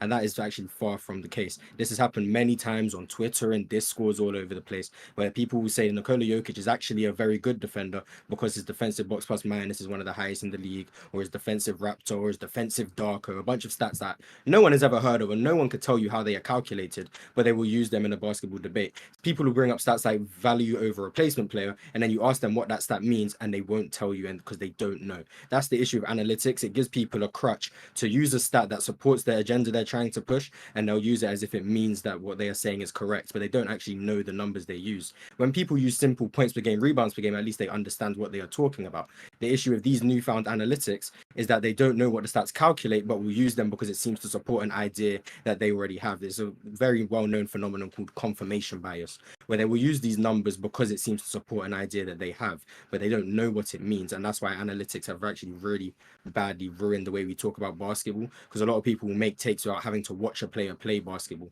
and that's the biggest issue I have with analytics. Is it my turn? Yep. FYI, right, so- one of those niggas is in here right now. Who thinks? Well, never mind. Go ahead. Okay, I'm gonna look dead in the camera when I say this. All right, analytics did not ruin basketball. Twitter ruined basketball. ESPN ruined basketball. The way basketball has been talked about by these massive broad networks, they don't know what a true shooting is. It's all about who has more rings. This guy didn't win a ring, so clearly he couldn't have been this impactful player. It's not my fault if people don't understand how analytics works when it's really not that hard. Most people just simply do not understand analytics, and they misrepresent the meaning of what it is. But in actuality, analytics has come such a far way to where we can determine the on-off or how productive a player can be given the proper context. Analytics actually expands the details of the game. And ultimately, what we all love about sports is watching it at first, reacting to it, but then once you have years under your belt of watching it, you want to dig deeper and understand more. And analytics can tell you a story, but it's not the story. And I don't believe that people misrepresenting and using these statistics incorrectly should reflect poorly on the stat. That should reflect poorly on the people. And once again, if you're talking about what's really ruined basketball discourse, you're not going to tell me analytics is worse than Brian Windhorst or people saying Jokic won these MVPs because he was white. That's not analytics. That's people spreading a false and slanderous agenda. And when it comes down to Twitter people bringing these up, again, you're talking about people that are using these stats, sure, because they didn't watch the game. But if you keep talking to a person, people who use analytics use it in proper context if they actually know basketball. For instance, I like to talk to people. Eye test absolutely matters, but stats can tell the story sometimes that the game might not fully tell you in terms of how effective a player was from the field. There's multiple types of statistics that can prove to be very, very beneficial for basketball discourse. But just like anything in society, you have to use something properly, because if you do not, it can become a detrimental thing. Upset alert? Is this an upset alert? And me personally, I would rather hear people talk about true shooting than, well, this player is better than that player because he has one championship ring. That's actually worse for basketball discourse. Prime example, before Jokic won this year, people were having him in conversations with Joel Embiid. I like the eye contact. You know, clearly I like for many the eye years, contact. a I like the eye inferior contact. player to what Jokic has been able to accomplish. But because Jokic didn't have the championship, they tried to invalidate this man's MVPs. Did you hear anything about Darko, true shooting, or Raptor in that argument? I don't think you did. So analytics did not ruin NBA discourse. Twitter did, ESPN did, and people who don't know basketball did. Mars, they're saying you're on the ropes right now. I They're saying you're on the ropes right now. 1000% agree with a lot of what you said. However, when we talk about basketball discourse, the analytics don't have to be the problem. But discourse is people discussing something. And if the people are misusing analytics, that would indirectly make analytics a part of what's ruining basketball discourse. So I have to talk about what the people are doing. And if they're misusing them, that would make analytics part of the problem, because unfortunately, that's what discourse is. Now, I do agree multiple things can be part of the problem. Big media outlets are also another group of people ruining basketball discourse. My argument isn't that analytics are the sole thing ruining basketball discourse, or the only thing. Is that they are a contributing factor of what is making basketball discourse terrible. Now, is the media heads using all these accolades and blindly spewing terrible narratives about race and xenophobia ruining basketball discourse? 1000%. But analytics is also doing that. I'm not saying analytics is only doing that, it's also contributing to that. And when I say that, when you brought up that Jokic that was on a similar level to Embiid before he won a ring because people didn't know what they were talking about. Yes, they were wrong to do that. And then the people who were saying Jokic is better were using analytics. You didn't do that. And you're one of the people from what I've this short time meeting, you use analytics correctly. You are not ruining basketball discourse. However, when there are people who will use analytics as a weapon to prove their point correct and they don't know what they're talking about, they are contributing to ruining basketball discourse, and that is analytics being used incorrectly. We're not arguing which murder weapon is worse between a gun and a knife. They're both killing people. If main media is killing people and analytics is also killing people, guess what? They're both a huge problem that we need to address. Now, is one a bigger problem than another? Sure, but that's not the conversation we're having. We're asking, is one ruining basketball discourse, and analytics and the way people use it is ruining it? Now, if you want to argue if it's the main biggest problem, that's a whole different conversation, because it sounds like you agree people are misusing analytics, and it does make basketball discourse much worse than it would be if people weren't doing it. You seem to be pushing the argument that other people are doing other things that are worse, and analytics isn't the biggest problem. Am I misrepresenting your argument when you said that? I'm sorry, say that last part again. I'm sorry. You seem to be arguing that people do misuse analytics in their arguments, and that is a reason why basketball discourse is going in a bad place, but other people are doing things worse, like the main media outlets pushing these baseless agendas and slanderous claims. That's worse than analytics, but you acknowledge that people misusing analytics is also a problem for basketball discourse, right? I would acknowledge that any usage of something to the wrong degree can make it a negative. That's a fine argument to have. But if the question is being asked about, did analytics ruin basketball discourse, that's really asking, did the one resource that multiple people use to provide context to other types of games and the eye test, did that itself ruin basketball? I will never say that the source of something is the starter to what ruins basketball or ruins any product, but it's always the misusage or misrepresentation of some of those things. Just because you don't understand that defensive rating, like a lower one, is actually a good thing, like a high defensive rating does not mean you are this great defender. I can't blame the analytics for that. I blame the education system for that. And I don't believe that it's fair to, try to twist that, because if the question is being asked, did analytics ruin basketball? What that is implying and talking about is, can you blame that? Is that the sole reason? And I can't do that, because again, when people are having conversations in barbershops, which people love to say, oh, barbershop talk. To be honest, those guys could use analytics, because sometimes they say stuff that was absolutely not true. Kobe didn't miss a single shot in an X or Y series, but literally, if you use the base analytics, which have existed in the game for a super long time, that wouldn't be the case. Analytics is absolutely a need. And if you're trying to argue that it did ruin basketball discourse, where would basketball be without analytics? I don't agree with stripping the NBA or sport of analytics, because just 1 minute. Go ahead. Yeah. Overall, my main argument is analytics did not ruin basketball discourse. I'm pretty sure your counter was it contributed to it. But again, the question is posed about it ruining basketball discourse. How I take that is, are you saying this is the root? Is this the main issue? And I disagree with that. I don't agree. And yeah, so you're saying the people using analytics is the problem. We can't blame analytics for the people misusing it. And then my argument, just to summarize, is if you have a crutch that is allowing you to commit travesties, and analytics is that crutch, at some point we have to acknowledge that analytics being in the wrong hands and it being so accessible to everyone is contributing to like a gun violence conversation. And I would actually argue that like by having these present, it actually expands the game more and gets more people involved, because now you have a better understanding of the details of the game. Because once again, if there was no analytics, where would basketball be? It's not, but the issue is the vast majority of people, which is the biggest contributors to basketball discourse don't know these things. You know these things. You're educated. You're in basketball. And that's circles, why I'm but asking that's not you the a largest valid question, platform right? of basketball discourse. Yeah. No, yes. But listen, if you're saying, right, analytics ruins basketball, I'm asking you, where would basketball be if there were no analytics? Can you answer that for me? Where would that be? When we talk about analytics, are we talking about the advanced analytics or points per game, rebounds per game? Like, how far are we going? Analytics is the base, points, rebounds, assists, advanced statistics. Analytics is the entire without the base stats, we wouldn't be able to track what each player is doing individually. And so you agree that those things. I think analytics are necessary. That the analysis of the sport through analytics makes it worse. Yes, analytics, in my opinion, are necessary to track what's going on through games. The misuse of analytics, yes, I believe something can be necessary and also be and be detrimental.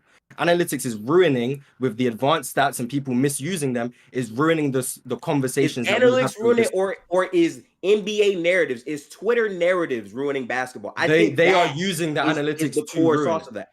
Yeah, but that's not their primary usage of it, though. So I can't even agree with that. All the way. My whole point was, it's a contributing factor to it, and if that is a but this is not about contributing factor. Did it ruin it or not? Is it analytics? Analytics are ruining basketball discourse, and that's one interpretation you can have. But the honest conversation we've been having from the jump has been: was this the core spot? Was this the reason? Is this enough to say that it is ruining it? And if that's the case, if it's ruining it, why do we not take analytics from the game?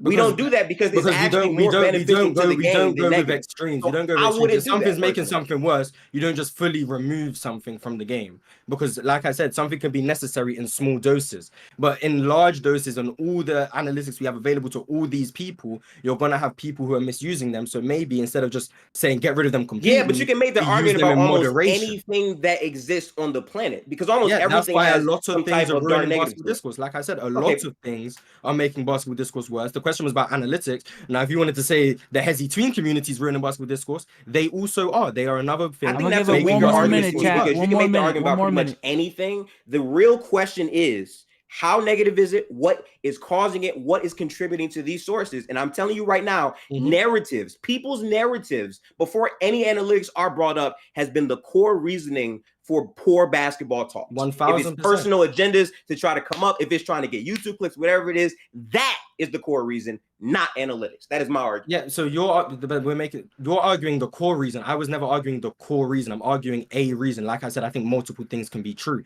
And if you're arguing but the question wasn't posed outright to say that, though. I can argue that. You can, and I'm saying I'm not disagreeing with the fact that analytics is not the core reason. I never tried to make that argument. So you arguing against that wouldn't really be disproving what I am saying. So it's a great argument you're making. It's just but I'm questioning the merit of your argument, because your argument can be applied to pretty much anything if you take analytics out of it. You can almost say that about pretty much anything on the planet. So what's the point of no? What is the point of having a Okay, but there's levels to everything, Mars. There's levels to money. Context, there's levels to Twitter rank. There's levels to YouTube. You Wrap can say it that up, about anything. So what makes that a special There's debate? There's a lot of context to beautiful things. There's a lot of context. It's a beautiful but that is not a true debate to have, because again, I could literally say, hey, the overusage of books, reading smut, can make you a worse person, obviously, because if you use something in excess, no matter what it is, analytics or whatever, it's gonna ruin it or make it worse. So if that's the case, why are we even having a conversation? Because of how accessible they are. I would rather focus on something that's actually worth talking about, not just this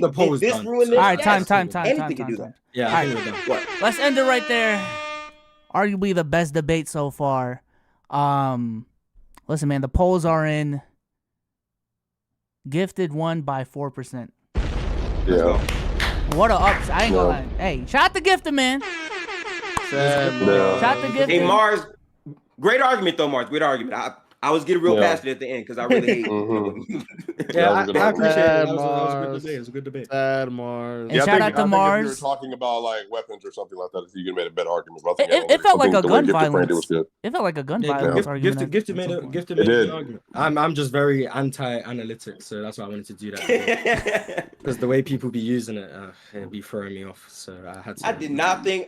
I did not think I would get this far. First off, I want to say I appreciate B Souls, Omar, Low for extending the platform opportunity to me. The minute I saw B Souls, you still playing, buddy? Act like he got still playing? No. No, guys, in the community. Okay. This literally has nothing to do with it. He just thinking it's black. Well, Mars got eliminated, man. So B-Souls isn't black. No, I'm talking about you, Lo. You. Oh, he's the black of the Asians. That's what he was saying. Okay, oh all my right, let's God, wrap bro. this up. Shout out to Mars for coming through, man. Go ahead and say your final words before you. Yeah, it was good to be up here. This is the first time I've ever lost on a poll in a thing. So congratulations. Really?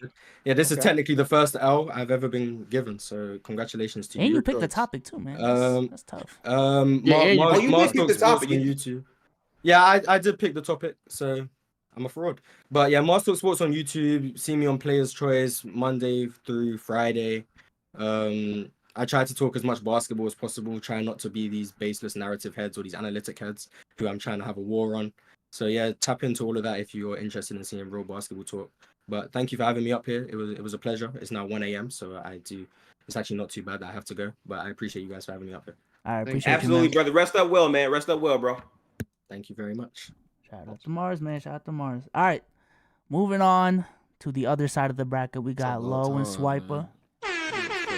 We got Low and Swiper, man. I mean, do y'all have any go-to debates that y'all want to just settle right now? I mean, that seems to be the vibe right now. Oh, excuse me, sir. Would you like to settle any debates, Low Meister? Some Jokic Giannis shit that y'all got, you know? Yeah, let's do Jokic Giannis because he was arguing for a good long time, but all of a sudden everything changed 3 months ago. So I love that conversation. Lokic. Come on, man. That's his new name. I mean, I don't really think, because I think even you would argue that the gap isn't as wide as people make it out to be. So, what do you mean? Between Jokic, Giannis, and Curry? Gap? I think there's a gap. I think there's a gap, but I don't think it's like egregious or anything like that. Yeah. I think, but a lack of spaceable playmaking and shooting and free throws and late game decision making and go-to shot, and I think a 4-quarter situation in a playoff setting is probably that's probably a big deal. But I don't think. Getting up to that point, I think he's obviously still in the same tier. Is Kevin Durant a top 5 player in the NBA? I don't want to argue that. It's 6 versus 5. Yeah. No, I just remember during that space, y'all were arguing about KD and Embiid. No, he was arguing Anthony Davis more so, in terms of why I wouldn't have AD. Why would you not make AD above KD if you're utilizing both sides of the floor? I just function but that's not even worthwhile arguing. We already did that. Okay, all right. I'll just list off a couple of things. Jason Tatum is a superstar. True or false? No, that's absolutely not true. Damn. Okay, man. But we have different standards of superstar too, though. I think. But both of us agree that they don't go that low. The bar don't go that low. Steve Nash deserved his MVPs. Say it again. What? Steve Nash deserved his MVPs. Oh, I don't. I can make an argument that the second one, the first one, I think he did, but the second one, no. Yeah, but then he could have won a third one, so he didn't. We could go around the world about that. Okay. What do you place, buddy? So y'all want to skip that one? Yeah, please. All right. Kobe Bryant is overrated. That's the thing. That's not argumentative. That's just that's gonna come out to opinion. It's accomplishments. It's what I mean. That sounds like a debate, bro. Range, shooting, scoring. Are you ducking the smoke, Swiper? You don't wanna. This is the Twitter space all over again. You don't want to debate that one, Swiper. I personally don't. That's just a nefarious conversation. I don't care enough about Kobe to fight passionately for his sake. I'm probably with Lowe somewhere in the same tier, honestly. Okay. I'm gonna run back a question earlier. Peak Russ or peak Chris Paul? We both think peak Chris Paul. Okay. 0809, please. Yeah, 0809. Give me that, please. Okay, cool. Let's see. I mean, if you want to talk dunks, Oh wow. If we get into it. Big men are more valuable than guards. What do you qualify a big man as? Like a center or like a big wing? Like traditional 4 or 5 versus the James Hardens, the Trae Youngs, and the John Morants of the world. Yeah, historically or right now? Yeah, historically, I would if we make an argument. Well, let's do historically because if we're going to do a fair argument. I think historically it's very clear that it's big men. So right now. Well, I mean, the 2 best players in the NBA are big men, so. Oh, okay. So you would agree with me? I do actually think big men are more valuable right now than guards. No, come on, Lo. Now he's now he's a Jokic guy. Last year, just a Curry guy. All right, come on, go ahead. Even when it was okay, all right, all right. Y'all like disagree on anything, bro. This is great. I mean, Lo and I are friends. We're like literally best friends. We're gonna go get lunch. I got a question you could ask. I got a question you could ask him if you wanted to. Is Jamal Murray top 20?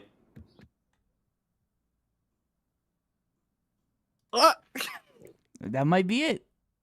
I say no. No, I don't. I mean, I redid my list. I don't think so anymore. He's 22 for me. Okay. That's good. I'm happy you're not willing. He in front of Jaylen Brown. He's in front of Jaylen Brown. I'll tell you that much. Is Jaylen Brown top 30? Is who? Jaylen Brown top 30. Yeah. I mean, this last season he was. Though. Top 30 player. Lo? He was last season. Okay. If you had to do a redraft with players under 25, are you saying above? If you had to do a redraft of players before, like under the age of 25, does Zion go before the 15th pick or after the 15th pick? Wait, a redraft of players under 25? Mm-hmm. Well, he would. Is he? So we're taking out like BBLs and health. Correct. Then yeah, of course. You top 15. Yeah, if you take out health. Oh shit! I guess then maybe not. Then yeah, that's a pretty obvious question. How do you take away BBLs though? How you do that? What's another one? You think front offices overvalue or undervalue draft picks? Good question. That is a good question. I mean, if you hit on a couple of draft picks, then you don't really need those draft picks all that much. But if you don't hit on the draft picks, you need a lot of them. I say they overvalue it. I say overvalue. I think I'm trying to even think of a team that undervalues it. So, let me ask you this question. Would you say like the Nets making the trade for Harden and all that, would you say they undervalue their draft picks in that scenario because they already have KD and Kyrie? I think that was a proper evaluation to get. Or the Miami Heat, are they undervaluing their draft picks they trade for Damian Lillard? I think that's a proper. I think most teams overvalue it because when they go for a haul, they act as if like they're about to get something like crazy. But historically speaking, I mean the team that would be the best proximity. Oh, do you agree? Do you agree or not? Because we about to have an argument. So you think they over or undervalue it? I think it depends on the team. It's on there. It's on nuance. Like the Utah and OKC. Just do the Kobe one, really bro. Swiper, stop ducking the smoke. Do you think Kobe Bryant is overrated? Smoke. Do you think Kobe Bryant's overrated, bro? I'm not doing Kobe. KD. Do you want to do KD? We can do the draft picks one if you want. Okay. Do you think they over or undervalue though? I've literally never thought about this question, so I'm just thinking about it. I would say that. We can make the Stockton argument again. Oh man, I'll double back on that every day of the week. I don't want to argue with about a pick and roll merchant. Let me see. Why's he pick and roll? That's the crazy part. Was Miami Heat's run this year overrated? Can we argue that? Overrated? They went to the championship. No, yeah, it wasn't overrated.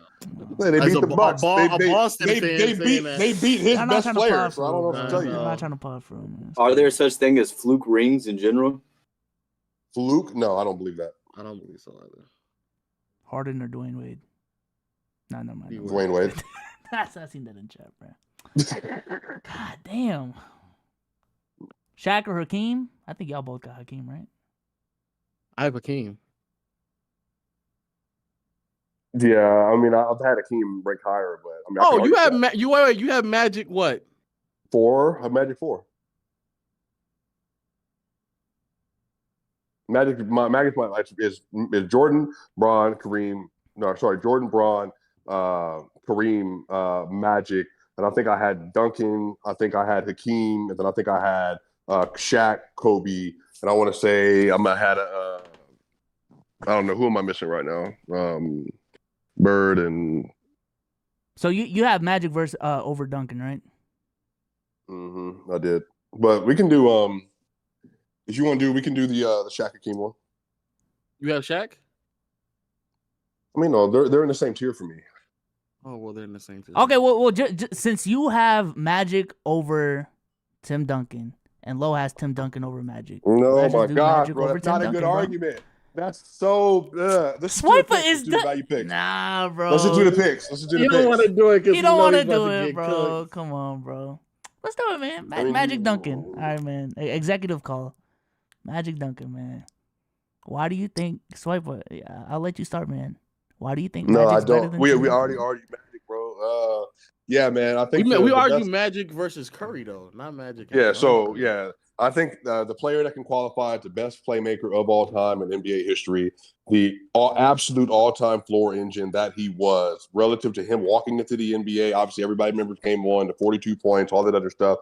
His ability to play 1 through 5, and basically for a decade straight, he was in the conversation for at least 7 of those years for best player in the world. I think that nobody, until Steph Curry, was able to touch his offensive output. And then obviously Steve Nash was in the conversation, but Steve Nash, even from a regular season to playoff setting, was not able to transfer what he was able to do as successfully as Magic Johnson was. I think Magic Johnson taking play finishers, which typically playmakers have more value in NBA history than play finishers. And again, Tim Duncan, great player, top 5 defensive player of all time, is a definition of an elite level play finisher.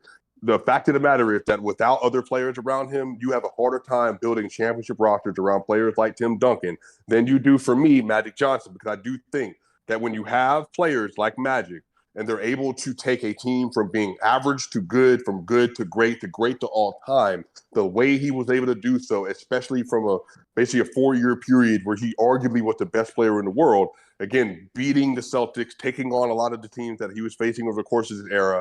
And I think until obviously Kareem retired and then Magic Johnson was on a team that wasn't as good when they faced Michael Jordan in the 91 finals, before that point, Magic was basically going into the series almost a prohibited favorite. And he was able to handle business also on a high level too. The 5 ring, he was transformational basically during all of those finals runs. His playoff numbers were good. His regular season numbers were elite. And it really, obviously, until he contracted HIV, if that doesn't happen, we might have a different discussion about him even in Kareem. It just depends. We just don't know how far he could have gone. But I think a transcendent offensive weapon, a transcendent playmaker who literally redefined the entire game and what offense was for a decade. And then you can at least make an argument for an 8-year period. And then that 87 season that people like to reference all the time, one of the greatest single seasons in NBA history, what he was able to do, even with the talent around him, as good as it was. And again, as not great as it was, obviously when Kareem retired or when Kareem left and they had the injuries and stuff that they had. I think that playmaking is the single most valuable asset in basketball. And so when you have somebody who is playing at that level, they always have an opportunity to be an elite level floor raiser, really despite whoever's on the floor with them. And so for me, I just think Magic, you take the championships, you take the MVPs, you take his stance in the league and what he meant to the league at that point in time. I think that over the course of that is that separator, which is a small separator, the separator between him and between Duncan for me. And again, I just think Duncan was in consideration for best player in the world. I think, if you want to have a conversation with Duncan and Kobe or Duncan and Shaq at one point in time, but Shaquille O'Neal was considered better than him, I think, from that 01 to 03 era.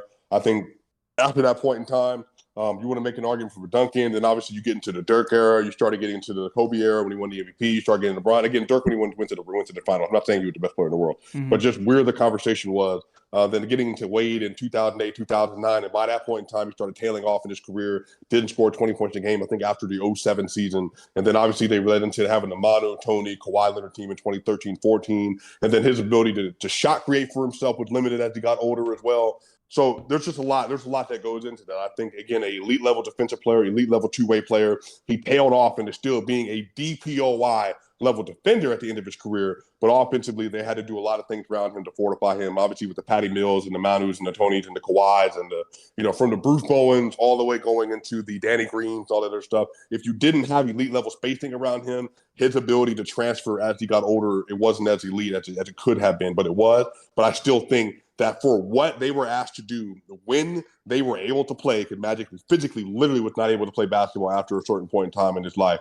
I think for who he was, Magic had an actual conversation as the best player in the world. And I even think over Larry, he was better during Larry's peak. And then even when Larry was winning those 3 straight MVPs, there was obviously still a large conversation for Magic and obviously relative to his role. So I just think that, again, I would always value playmaking over two-way players. I think when you take the best playmaker ever, arguably, and what he was able to do over the course of his run, I just think that's always going to be just substantially more valuable than even somebody like Tim Duncan. But again, obviously Tim, was a great player in his own right. Well, a couple of things. I agree. Playmaking is like a very, very valuable piece to winning and being able to transcend, especially in the postseason. But I think something that's just as valuable, if not higher, would be defense. And we're talking about Tim Duncan, who anchored some of the greatest defensive units of all time. You did highlight how there need to be a certain type of brand of basketball, the pieces surrounding Duncan. However, he was able to prove that, especially early on in his career, he didn't necessarily need those pieces. The Manu Ginobilis and Tony Parkers did not really emerge until the mid-2000s, going to the late 2000s and obviously 2010s. And yet they saw some of the most successful seasons in the late 90s, early 2000s before they were either on the roster or before they were as impactful as they later became. If there's any questions to the type of impact, and this is the reason why I'm so high on Duncan, I think people do a massive disservice to the type of team that Duncan arrived to, albeit David Robinson was there. He definitely had the experience. He had the ability to help him out defensively, which really aided the process of transcending what that team was able to do on the defensive side of the floor. However, David Robinson was aging. He was nowhere near the same player he once was. We're talking about virtually a rookie head coach in Greg Popovich at the time. The offense was not as well-rounded as a lot of people make it out to be. There was a lot of offense still being ran through Duncan. And if you ever question it, you can just go back to the 2000 season when Duncan got hurt and they couldn't get out the first round, despite the fact that they went up against a Phoenix Suns team that did not have Jason Kidd on the roster, and they were so stripped, or they were so they were so thirsty for any type of ball handling, playmaking responsibilities on the Phoenix Suns that they asked Kevin Johnson to come out of retirement, and somehow that was enough for them to get past the San Antonio Spurs without Tim Duncan. So the team was not as well-rounded as I think a lot of people make it out to be, and I think those things like that really give a great example to the level of ceiling raising that Duncan was able to do. And I think that it goes heavily under the radar, not taking much away from Magic, because even when Kareem and them got older and they started retiring and weren't as impactful, the offense was still at a very, very high level. However, there is a gap in the level of success. There is a gap in the level of production. And even on the defensive side of the floor, I do believe that Magic was way more privileged with the type of pieces that were surrounding him throughout his career, not only with Kareem, but also Michael Cooper, solid defender, and James Worthy as well. But in particular, Kareem and Michael Cooper, who took a lot of the defensive responsibilities on backline help and point of attack while hiding Magic. Duncan didn't have the privilege of being hid in any regard. The offense ran through him, and the defense was also running through him for basically an 8 to 10 year stretch. While doing that, not only leading some of the greatest defensive units, but also a more than competent enough offensive unit as well that he was able to go through majority of the competition that was out there in the Western Conference. And in particular to who was the best player in the NBA. Fair enough. I think that maybe you can definitely make an argument in between, especially the gap years between Bird's peak and Jordan's peak, that Magic was the best player in the league. However, it's much more harder to be the best player in the league when you're competing against a peak Shaquille O'Neal or a peak Kevin Garnett or a peak Kobe Bryant, and then eventually LeBron, where everybody is basically back to back to back. And yet I still would argue that between 2002, 3, those 2 years, I would without a doubt argue that Duncan was indeed the best player on the roster.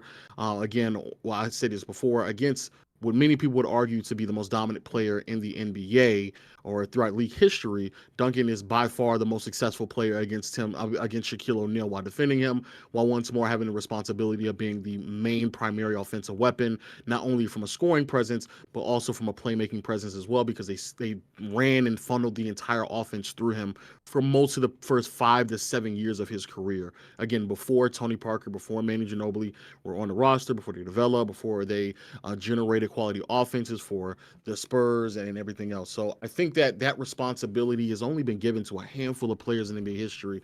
And the fact that Duncan excelled in it really speaks volumes to the type of impact that he had. And so if you're in particularly talking about ceiling raising, I think it's undeniably true that Duncan was on a worse roster and floor and ceiling raised. It had way more examples of him floor and ceiling raising to higher standards, especially on the defensive side of the floor, for extended period of time, is much more than Magic did.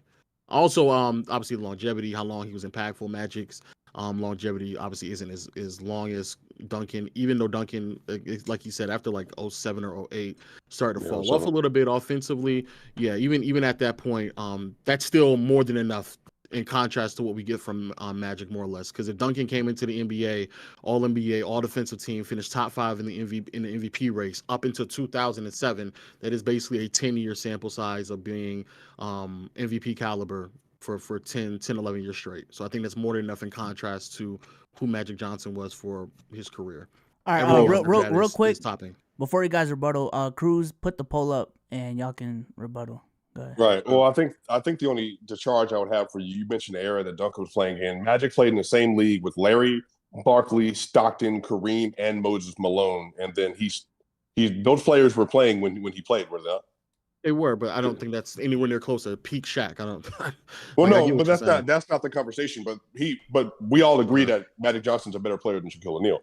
So Shaquille O'Neal obviously had a dominant 3-year stretch, especially in the NBA final, and Duncan played him very well. But I think the problem is that you could never really point out a consensus time where Duncan was just absolutely the best player in the world, even amongst that. It's not as if like Magic didn't have quality competition in the NBA. He had, again, multiple top 10, top 15 players were in the NBA in their prime when he was playing basketball, and he was still considered the favorite as the best player in the world at that point in time, while Moses was winning MVPs, and also when the 83 Philadelphia 76ers, when they won a championship. Even over the course of that period, people were still making arguments for Magic Johnson. So for me, I'm saying that, like, even if you want to take away from the fact that you had Shaq and Kobe in the NBA at that time, and then obviously LeBron in the later years.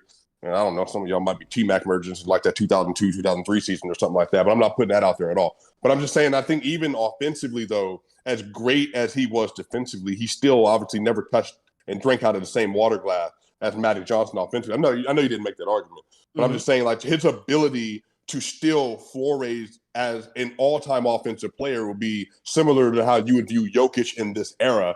I mean, obviously, like, we've seen that offensive dominance, period, when you're able to play make at a high level. And even if you're not the greatest shooter in the world, which Magic wasn't, his ability to finish and get to his spot and create passing lanes that gave people easy access to layups and dunks, the most valuable spots on the NBA court, that alone was able to take the Lakers from where they were when, as soon as he walked on the court as a rookie, and basically carried them all the way to the top of the 90s, where they were considered one of the best teams in the world every single year because of him. And just like Tim Duncan, when he walked into the NBA, he was a transcendent player. Now, Tim obviously got first team All-NBA at that point in time. But again, he walked into the league, literally led a team to the finals as the second best player. And then by, what do you say, bro? I don't know, 84, 83, 82 was the best player on that team with Kareem still on it. So again, whenever you want to mark that down, that happened. And he took over. Like, it literally became Magic Johnson's NBA. And all of a sudden, the NBA in its entirety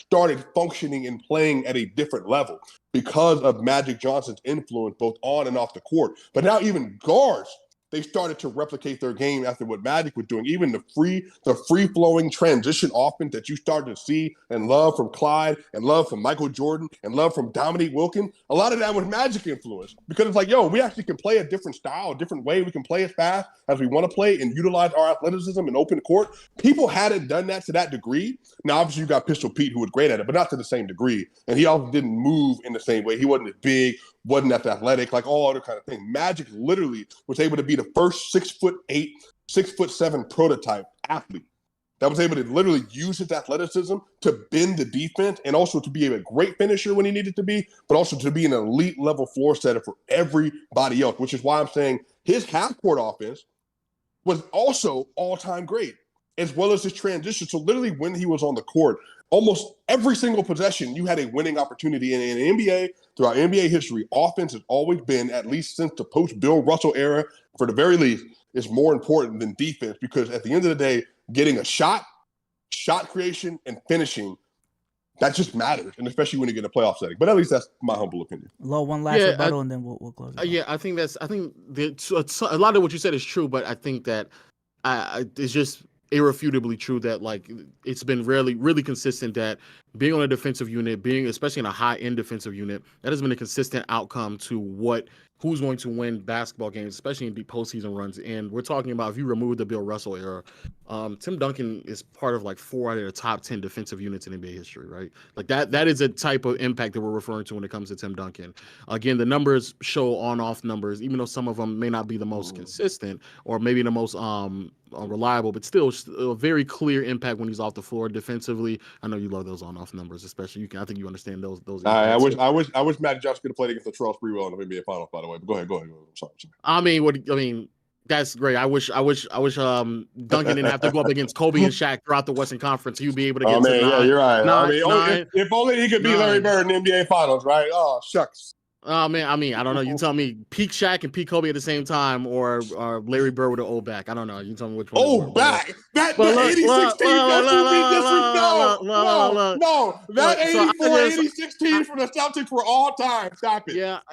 And I wish. I don't know. I wish I could tell you what's going on, man. But look, man, if Duncan would have way more finals appearances if he didn't go through what he needed to go through. Also in the 86, you saw brought up 86, but they didn't play each other in 86. So I know I'm saying, but that 86 Celtics team was all-time great, though. You're acting as if that team didn't exist. All-time great, but all-time. You said Larry had it all back. All-time great, but didn't face them, and then also all-time great, and they couldn't get past the Houston Rockets. I don't know. You look at Kobe's number versus those Spurs teams. By the way, 28, 6-5 on pretty good efficiency in 30 games in the playoffs. Woo! All right, time. I'll call it off. Guard Shaq and Kobe? My God. All right, let's call it off right there, man. Let's call it off right there. Wholesome debate, debate between two friends, man. I wish it was more feisty. Between two best friends. I wish it was a little bit more feisty, but we here though. We here, you know what I'm saying? The polls are in. Low won by a pretty big landslide. 69% to 31%. No way! Did y'all watch Magic Johnson? This is crazy, bro. I can't believe this, man. You let this man lie to you about defense. All right, whatever. It's all good. Tough, man. Well, shout out to Swiper for coming through, man. I ain't gonna lie. So go ahead, get your last words in, man. No, that's all good. I got pigeonholed. We could have did Jokic Giannis, but he didn't want to do Giannis. That was his actual best player in the world. But y'all, man, shout out to y'all. Be so low, gifted, everybody else, man. It's been great. Obviously I'm Swiping Can. Y'all know where to find me on Twitter, YouTube, and all that other stuff. It's been a fun time. Shout out to Swiper, man. One more time. Appreciate you, man. All right, man. Here we go, man. The final round.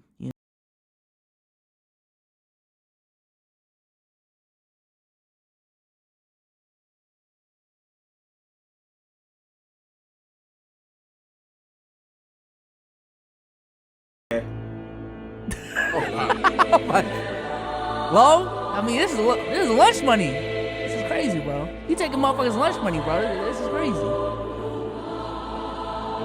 I'm about to go to a strip club with this money. Oh no, this is. If crazy. I don't get League Pass, there's no point in getting 2K for me this early. So hopefully that's here. But I just want to say money is cool. How much is a winner? How much winner? 150. 150. Runner up gets 50.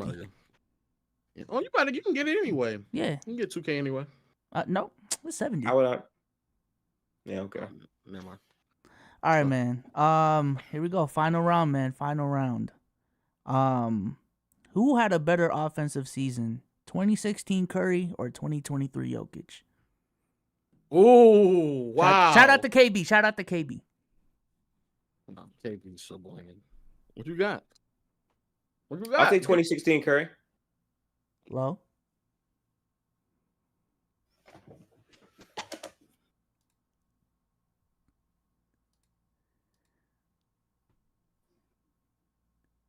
Fine, for the fuck of it, Jokic. Okay, let's go. Type shit. I like this out of Gifted, man. Who wants to start off, man? I'll go second. Type shit. Let's go, let's go, Gifted. Upset alert. Out the gate, I think when you look at what Jokic just did this season, like just completely and grossly underrated from every aspect that you can imagine. I think it is not talked about enough. Even if we want to just talk about from an individual standpoint, like statistically speaking, somebody go out there and give you 23 to 25 points on a night-to-night basis while having the highest true shooting in NBA history, higher than Curry's, and also even relatively speaking, I think he was like plus 12 or plus 13, which is actually on par to the level of efficiency that we saw from Curry back in 2016. So speaking relative terms, the efficiency there is on par. The difference is that we're talking about somebody who, in my opinion, not playmaking wise, I'll give it to Curry as well. But in my opinion, as a passer, Jokic is just like very clearly better than Curry as a passer. I don't even think that's even close.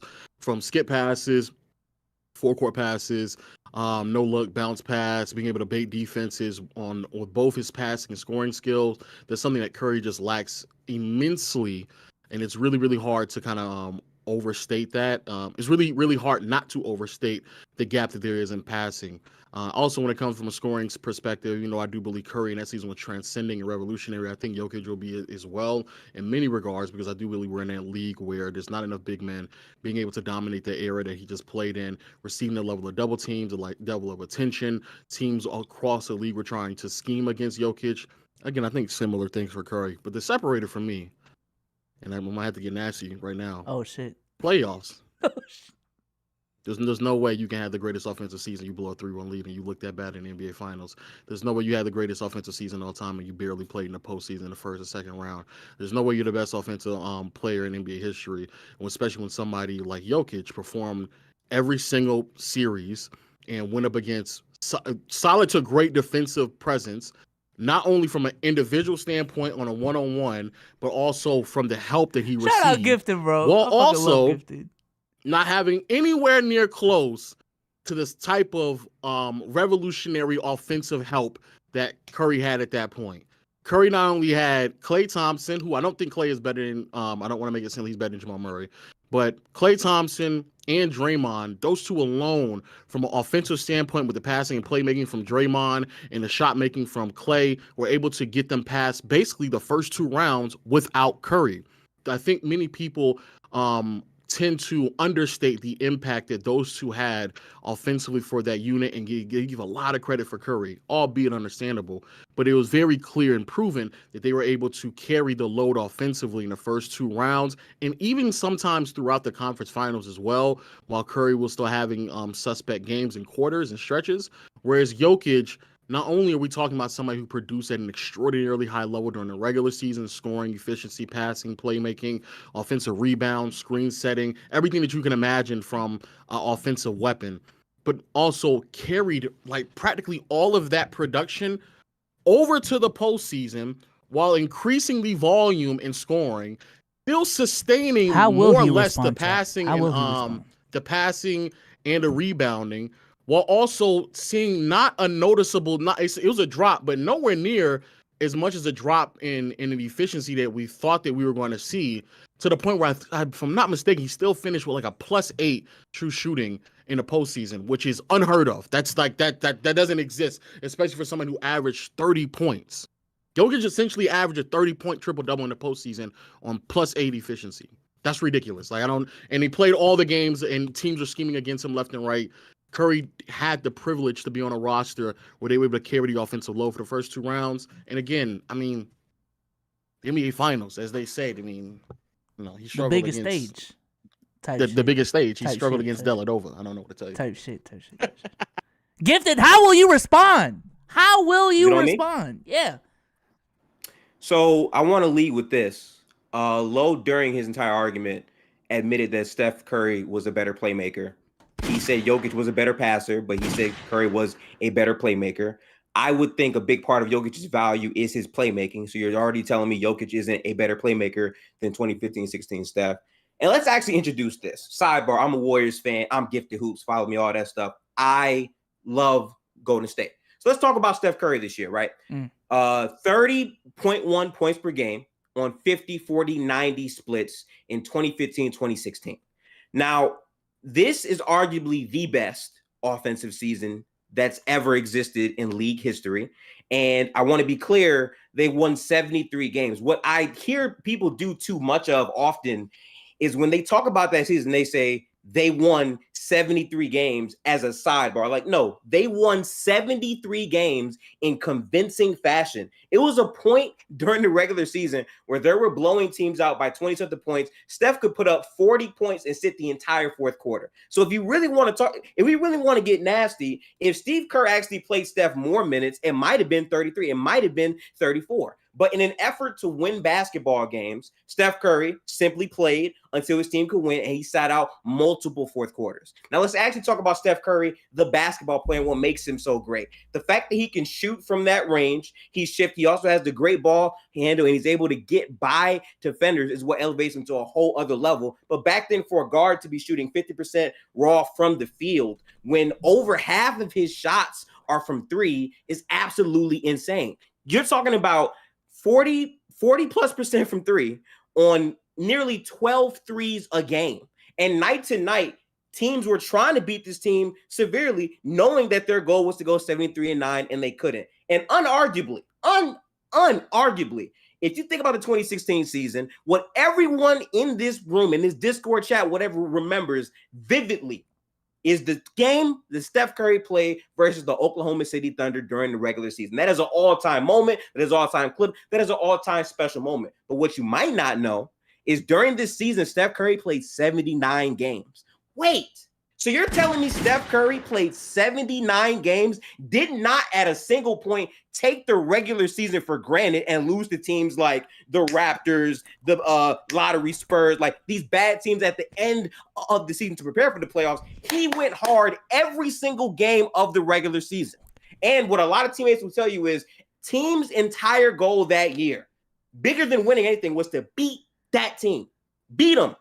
Don't let them go 73-9. Don't let them break the curse.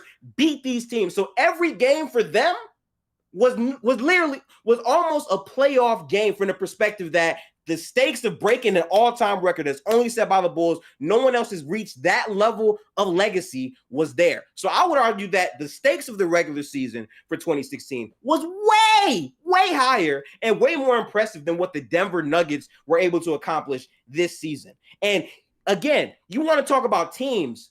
Are you going to tell me that Klay Thompson was better than Jamal Murray? Oh, wait, you didn't say that. And the way that Jamal Murray was able to shoot from all three levels, productive, consistently there for his team, and the fact that they had a complete roster around Jokic to make up for his deficiencies, it made him look great. And Jokic is a great player. I agree with all of this. But the thing that gets criminally underrated about Steph Curry is he is so good. You can put players that might not be able to space, that might not be able to do other things on the court with him because he's that level of offensive player. Steph Curry is so explosive as a player that for Draymond Green to shine on the offensive end, Draymond can be the facilitator. Why? Because Steph can play off the ball. You didn't think I would bring that up, did you? Steph can play off the ball. We're talking about a 6'3" point guard that everyone like laughs at for being light-skinned and small, but he's actually setting off-ball screens. He's actually cutting to the basket, and he can still play make with the best of them when he needs to. So ultimately, because Steph is so explosive of offensive weapon, you can afford to put non-spacers around them and put them in a position to succeed. I'll give you a prime example. Klay Thompson doesn't really put the ball on the floor. In my opinion, dribbles like a Republican sometimes. He does, right? But because his effort is to be off of the ball to Steph Curry and Draymond Green, he's able to bring the best out of those players. Almost every single time when he's on the court, the metrics show it, the on-off shows it. The impact that Steph had on that team was absolutely sensational. So again, you can say, oh, the playoffs were, I understand that the playoffs are very, very, very, very, very important, but you're not going to sit here and tell me that we're just going to act like the regular seasons are comparable when one team had every team in the league trying to beat them as the main goal of their season. The Milwaukee Bucks celebrated that shit like it was the championship when it was not, and they were not that good that year, right? So let's put some respect on the regular season in these conversations. And again, you're telling me he averaged 30 points per game on 50, 40, 90 in 79 games played? Come on, that's absolutely impressive. And if his second best player is really Draymond Green, if you're saying that Draymond Green is really the second best player, what are we talking about? That's my argument. If we can pause for the rebuttals, you can go ahead. Yeah, I think a lot of what you said is true, and I don't want to escape the fact that both of these are like all-time great offensive seasons, and I think that's why this conversation is interesting. However, the reason why I'm focusing on the regular season, the postseason, has a lot to just do with the fact that in the regular season, I think it's much closer than you're making it out to be. So again, not 50, 40, 90, I can't say that, but we're talking about someone who got 63, 80, 63, 38, 84, something like that. Jokic is the first player since Wilt Chamberlain to score 24 plus points on 63 shooting from the field. First player since Wilt. So it's basically just Will and Jokic doing that. We're then talking about how it then converted in the postseason, where again the efficiency, the volume went up from 23, 24 points to 30 points per game, while retaining majority of the efficiency as well, while going up against defenses in every single round that was selling out to stop Jokic. And then when they didn't do so, like in the Phoenix Suns, a few games in the Phoenix Suns series, Jokic is like just having his way whenever he wanted to. So it was almost as if like it was indicative to doubling him every single time. I should have said just At that regular point in NBA season history, only, bro. Damn. Curry really took advantage of the fact that there really weren't that many pieces on the floor, or even just players in general, that could actually defend at that level. When it comes to Jokic, bro, they put out other players on the floor. They throw double teams at him. They do as much as they possibly can. Other thing you brought about is off ball. Sensational. I'm not taking anything away from it. Jokic is also very well off ball as well, especially for a center. But more importantly, the fact that Jokic can average 9 assists and barely handle the ball. Out of all the players in NBA history who average 8, 9, 10 assists, they normally dominate the ball to like league high levels.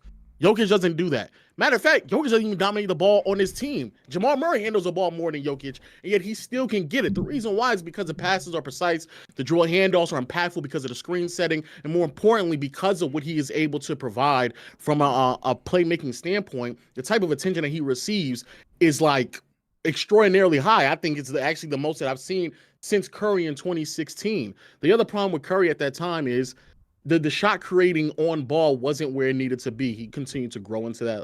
As time continued to progress. I think that's the biggest reason why they struggled in the NBA Finals, which I believe that you have not brought up yet. And actually, I would have actually asked that to you. What happened in the playoffs, man? Why are you not talking about that? Why is it that what happened, man? What happened? So first, I wanted to make my point. Oh wait, I'm sorry. Just real quick. When you said they didn't play in the fourth quarters, that's 100% correct. Curry still averaged more minutes than Jokic this season. So go ahead, Yeah. So first off, just to that last counterpoint, I wasn't making a minutes argument. I'm talking about the fact that they were so dominant and Curry was so explosive that he could get these absolutely high scoring highs and playmaking highs for basically 3 quarters and still sit in the fourth. You can talk about the raw minutes played, but the fact that he was able to play 79 games at that size, doing what he did for an entire regular season. I like to focus on that first because people often forget about the regular season that they had and how intense it was from game to game to game. And I was comparing the severity of that to the regular season that Jokic and the Nuggets clearly for the end of the season took for granted, didn't care about to prepare for the playoffs. Golden State actually valued every single game as they were trying to break the record. I think that needed to be acknowledged. Now let's get to the playoffs. What I find interesting about this is people are going to often go to the finals first. They're going to do that first. They're going to say they didn't get it done. They did not beat the Cleveland Cavaliers in 7 games. I want to actually talk about this playoff run. So Steph Curry got injured, right? And the Warriors were able to sustain and still win those rounds without him. But let's talk about the conference finals. Let's talk about how, despite how good Steph Curry was, the Kevin Durant question was there. Is Steph Curry better than Kevin Durant? A conversation that people still have right now to this day. And OKC, clearly in that series, when they went up 3-1, looked like the better team in that series, despite the fact that they had non-spacing, all of these other issues. But then when they were down 3-1, facing elimination in Game 5, they played well. They were able to force a Game 6. In Game 6, Klay Thompson had an astonishing game for sure. But if you remember this game, if you watched this game fully like I did, Klay Thompson was absolutely a savior of this game. I cannot deny that. But when it came down to the fourth quarter and closing out the game, Steph Curry absolutely did that and said, we're going back home. We're going to the Oracle. We're going to be able to make it out of this series. When many people had Golden State dead in the water. And as much as people love to talk about Game 6 Klay, what was Game 7 Klay? Can anyone tell me what Klay Thompson shot in Game 7? You can't, but you know that the Warriors won. Because in Game 7, Steph made his mark and said, this is my team. We're going to win this series, and we're going to make it out to the NBA Finals. So they were able to do that. Now, let's talk about some things, right? Oklahoma City, as a roster, physically, looked very different from almost like any team in the league. At that point, a lot of people had them going to the finals based on the sheer physicality, the rim pressure from Russell, and obviously the great player that Kevin Durant was at that time. So I would actually argue that in terms of the defense that Steph Curry had to play, on top of how potent the offensive players were, Steph actually had to deal with a lot of pressure in that regard. But then we talk about the NBA Finals, where they're going up against LeBron James, Kyrie Irving, and Kevin Love, a team that was not only great defensively, but great offensively. And if we're talking about Nikola Jokic's run, as dominant as Jokic was, again, I hate when people try to take away the shine from him because I'm not doing that. But objectively, the truth is, we all know the question marks of Jokic as a defender. And the questions come down from a guard that has the ball in his hands, exploiting him on the perimeter. And I believe in almost all of their matchups, you cannot point to a team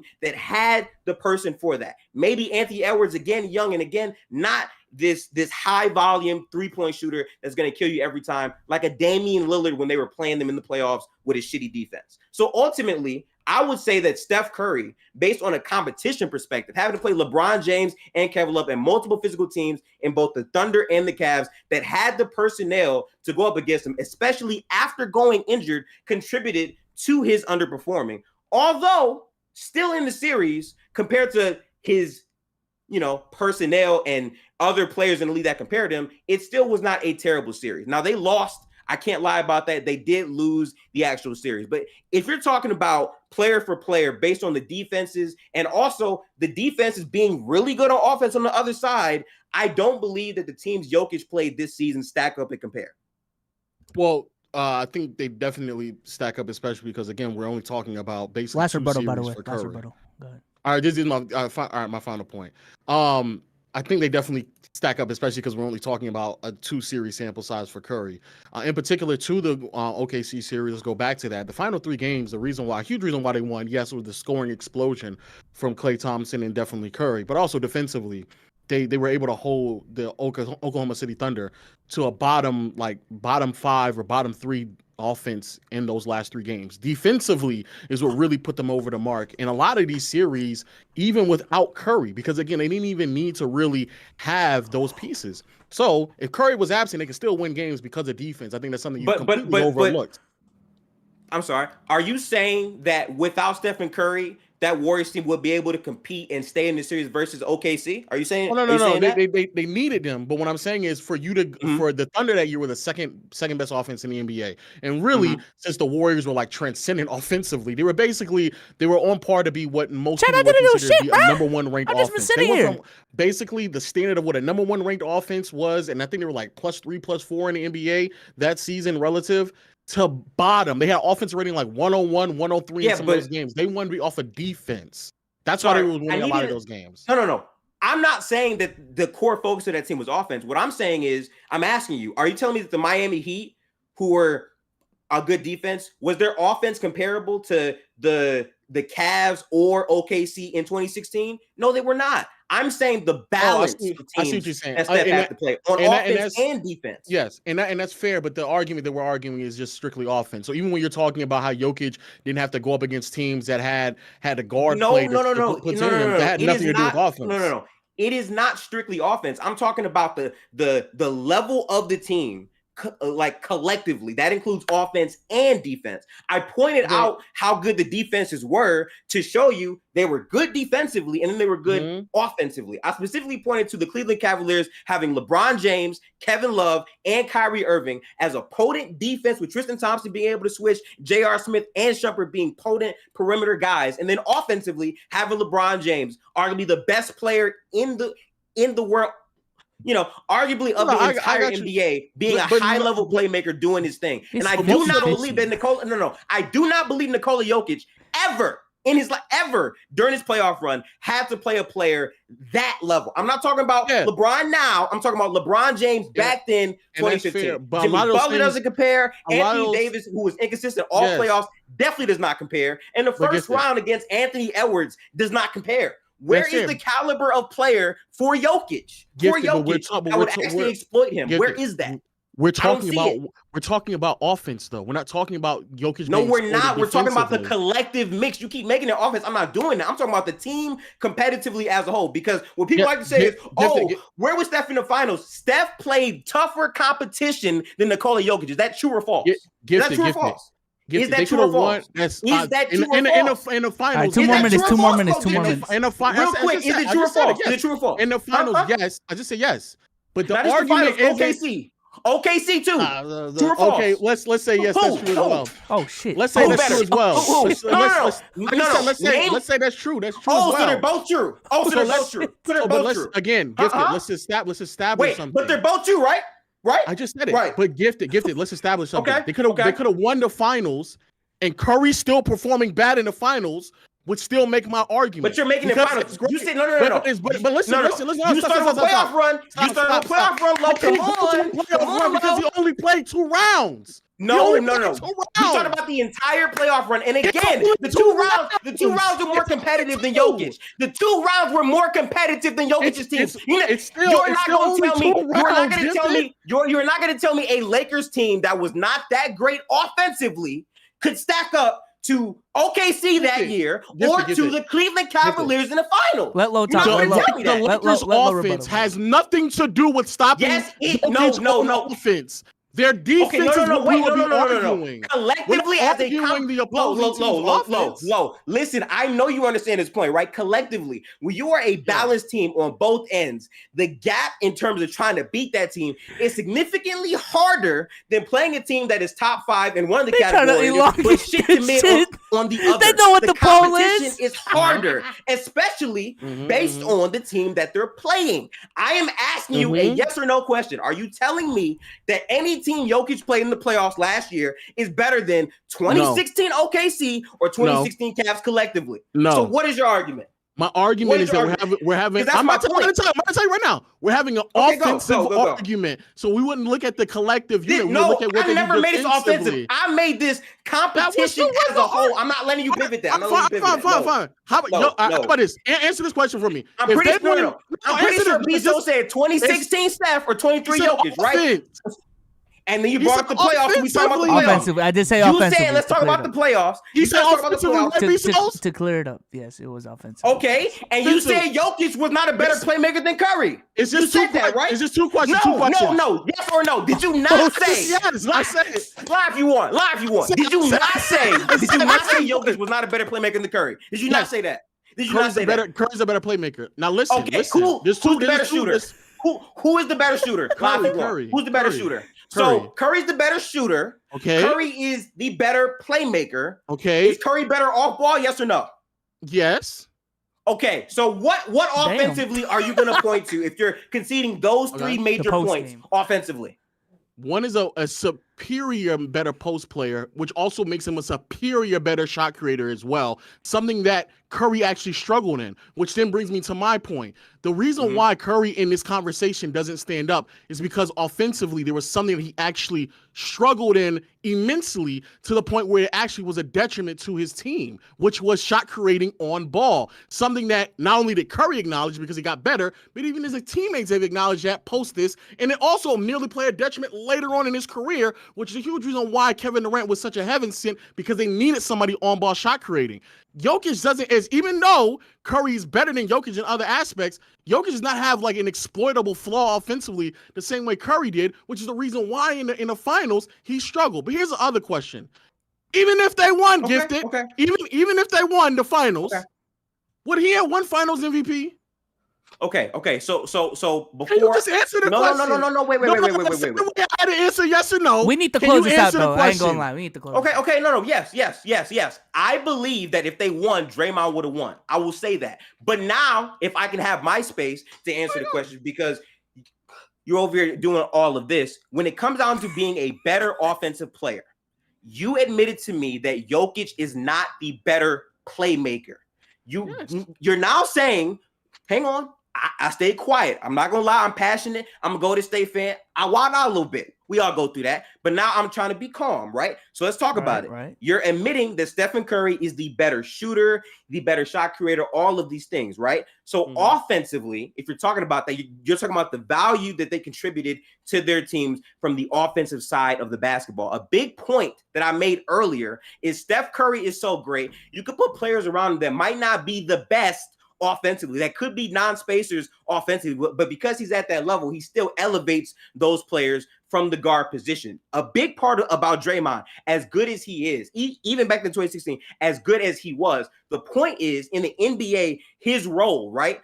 Because Steph can complement that and play off the ball, he lets Draymond thrive with the ball in his hands to make those other reads. But in terms of backcuts and screening and the gravity that he had, he was the first one that we saw not even have the ball and still be a potent threat. And I'm not trying to insinuate that Jokic is not a good off-ball guy. He absolutely is. We're just talking about the originator, the face of the off-ball movement. And the fact that when Steph Curry is on the floor at all times, you have to be ready to guard him. And that is why, offensively, if you're talking about the competition that they played in the playoffs, right?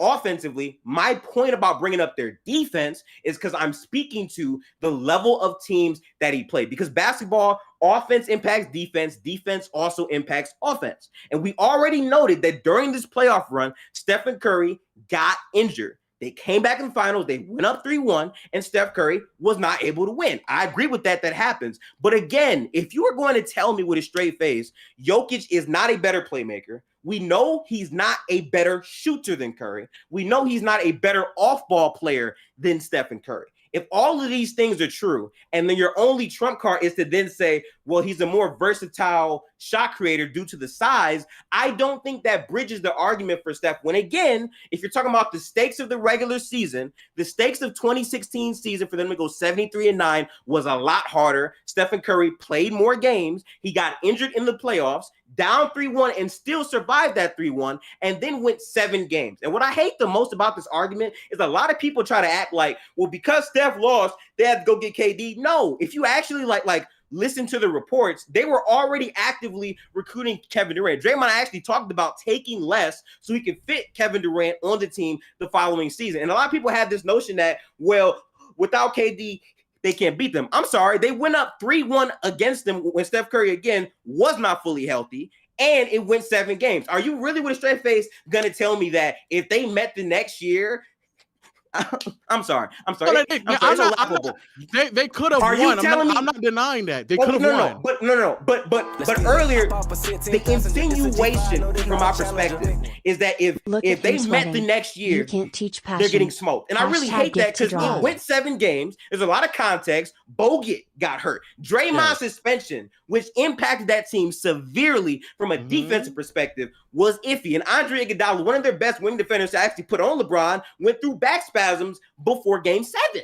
So when you put all of these things in context, and again, I hate this shit because as a Warriors fan, I keep it real. We lost. In my opinion, they swapped championships, that's fine. But the bullshit narratives I keep hearing, just because Kevin Durant went to Golden State, oh, Steph can't win the finals MVP, Steph can't do all this, Steph can't do all that. But then the only nigga that actually won after KD left a title is Curry with a roster again, right? To the offensive point. Because again, I don't think that Curry right now is too far removed from his 2016 campaign. I'm gonna wrap it up. And in that, right? If you're talking about offensive value, you yet again saw another situation where there were non-spacers around Steph Curry versus the Celtics, and they were still able to win because of his offensive brilliance and how he was the only superstar to actually break that defense. Not Giannis, not all of these other people, Stephen Curry. And I think that should matter when you're talking about the level of potent offensive player Stephen Curry is. Because we saw that.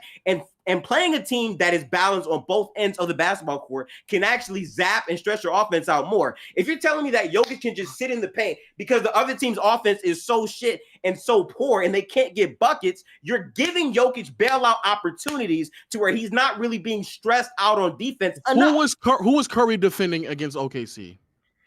You're talking about who Curry was defending. As a team, they always play within the team structure and the team unit. I'm asking you. No. I'll ask you the question. It's the last question. It's the last question. You never answered my question. We got to go. You never answered my question. He was just sitting to the side.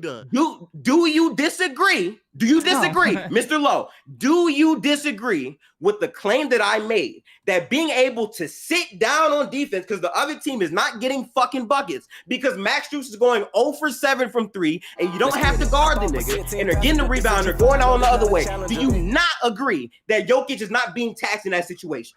Yes. Do you not agree with that? No, I agree. It's yes. If you don't have the responsibility to defend anybody to a high level, yes, it allows you to reserve then your if energy. you agree with that, if you agree with that, does that not? No.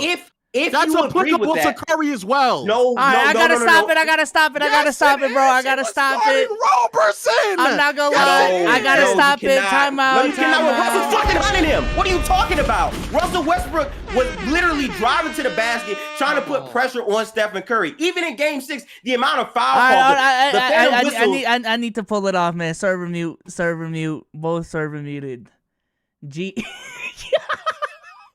Jesus Christ, 2 titans of the NBA community going at it. We really got to the meat and potatoes, ladies and gentlemen.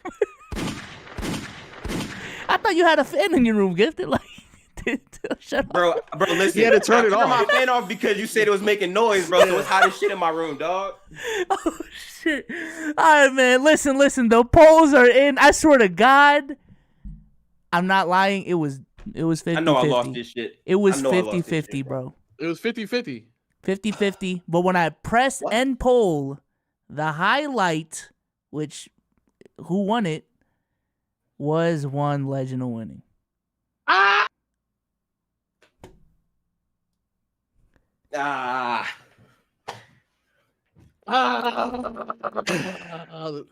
The rich gets richer, man. Oh my god. I will say though. Wait a minute. The highlight. You got to go by the highlight B souls. You got to go. Bro, by it was the highlight, 50-50. It was literally by decimal, bro. Like that. That's what that meant. You know what? I will say this, man. I ain't gonna lie. Because of the effort that you put into this battle, man, I'm gonna up the complimentary price to 70, man. Get you 2K. All right. Okay. Get you 2K. Are you gonna up mine as well? Come on, it's bro. coming from yours. It's 20 is coming from yours too. No, bro. I fought for my foot. Wait. I want to be clear with everyone here, right? I really didn't want to do this because listen, I fucking love Jokic. In my opinion, like Steph Curry re-evolutionized the point guard spot, and Jokic is doing the same thing for his position, and I respect Jokic to the death of me. But like, as a Warriors fan, I just said fuck it. Like, let's do it. I'm not scared. I don't duck no debates. Let's roll with it. So, I got a little, into it at the end, low. You know what I'm saying? But I fuck with him, man. First of all, shout out to Jason for the 100. Big 100. He had a better season. Come on.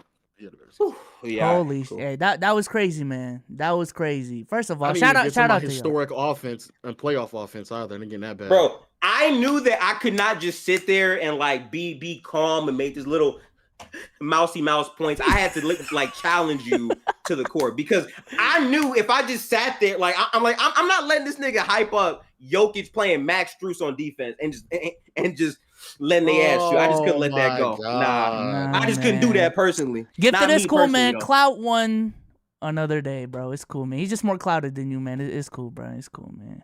Hey, man. Listen, shout out to Low 150. Take it out of my next paycheck, bro. Like, come on. No hey, way.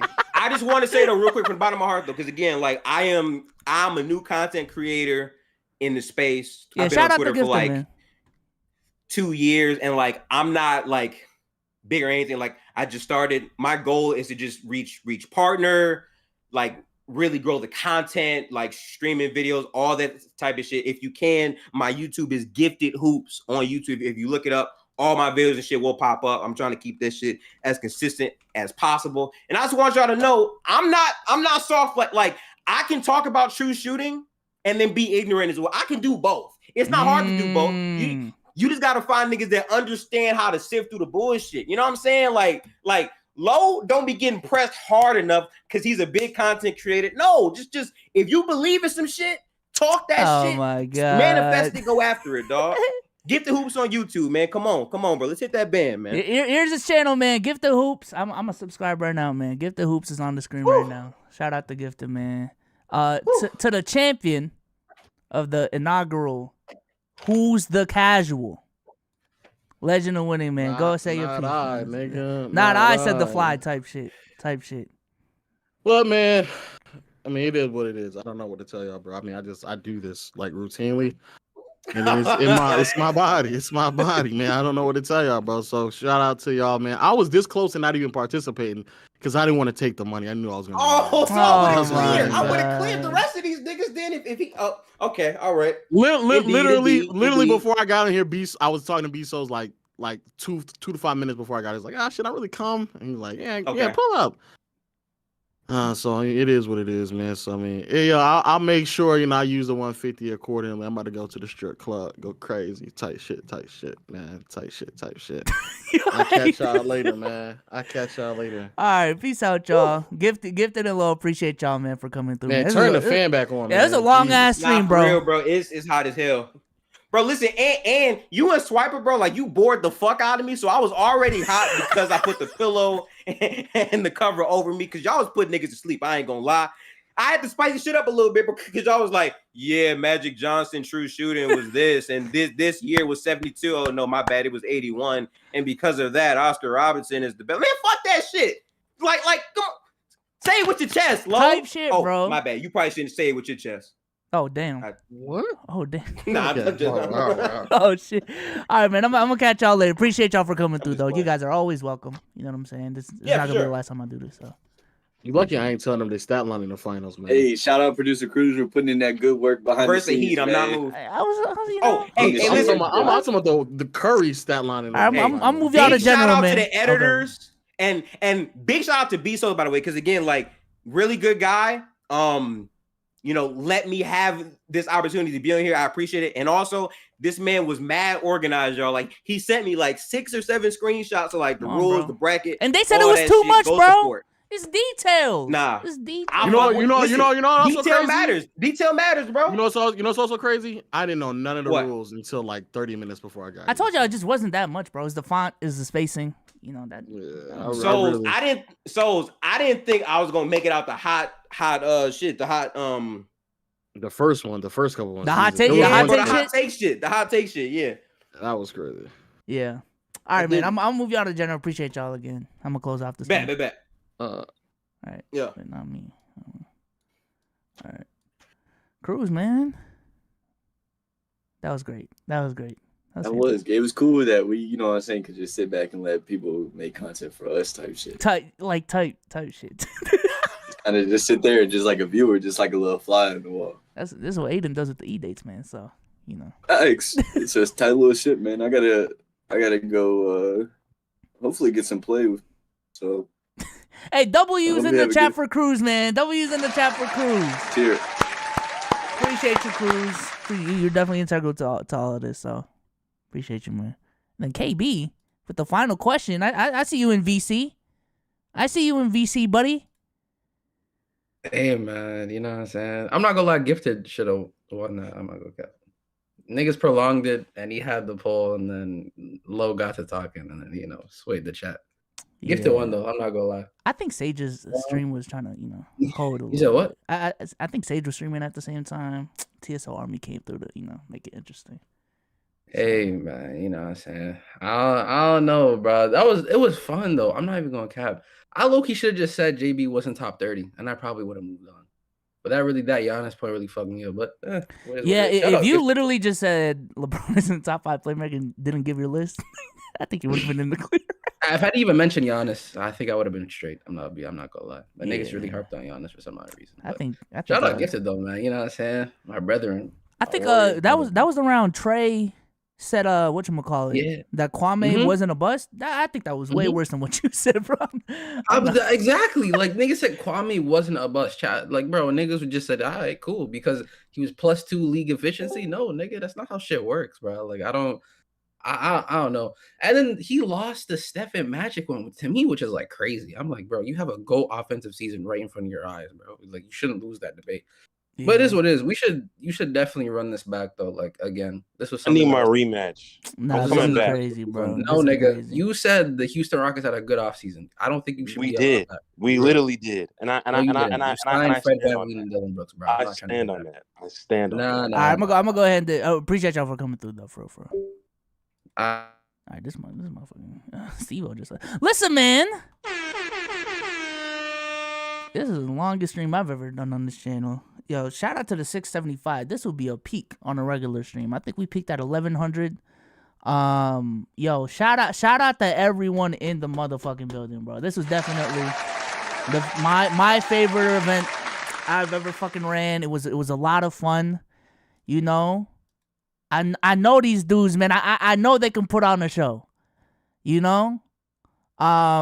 That's why I brought them on my platform, man. Let's talk hoops. Let's talk ball, man. You know what I'm saying? Yeah. Shout out to PC, by the way, cause Chilltown Mars and I'm blanking.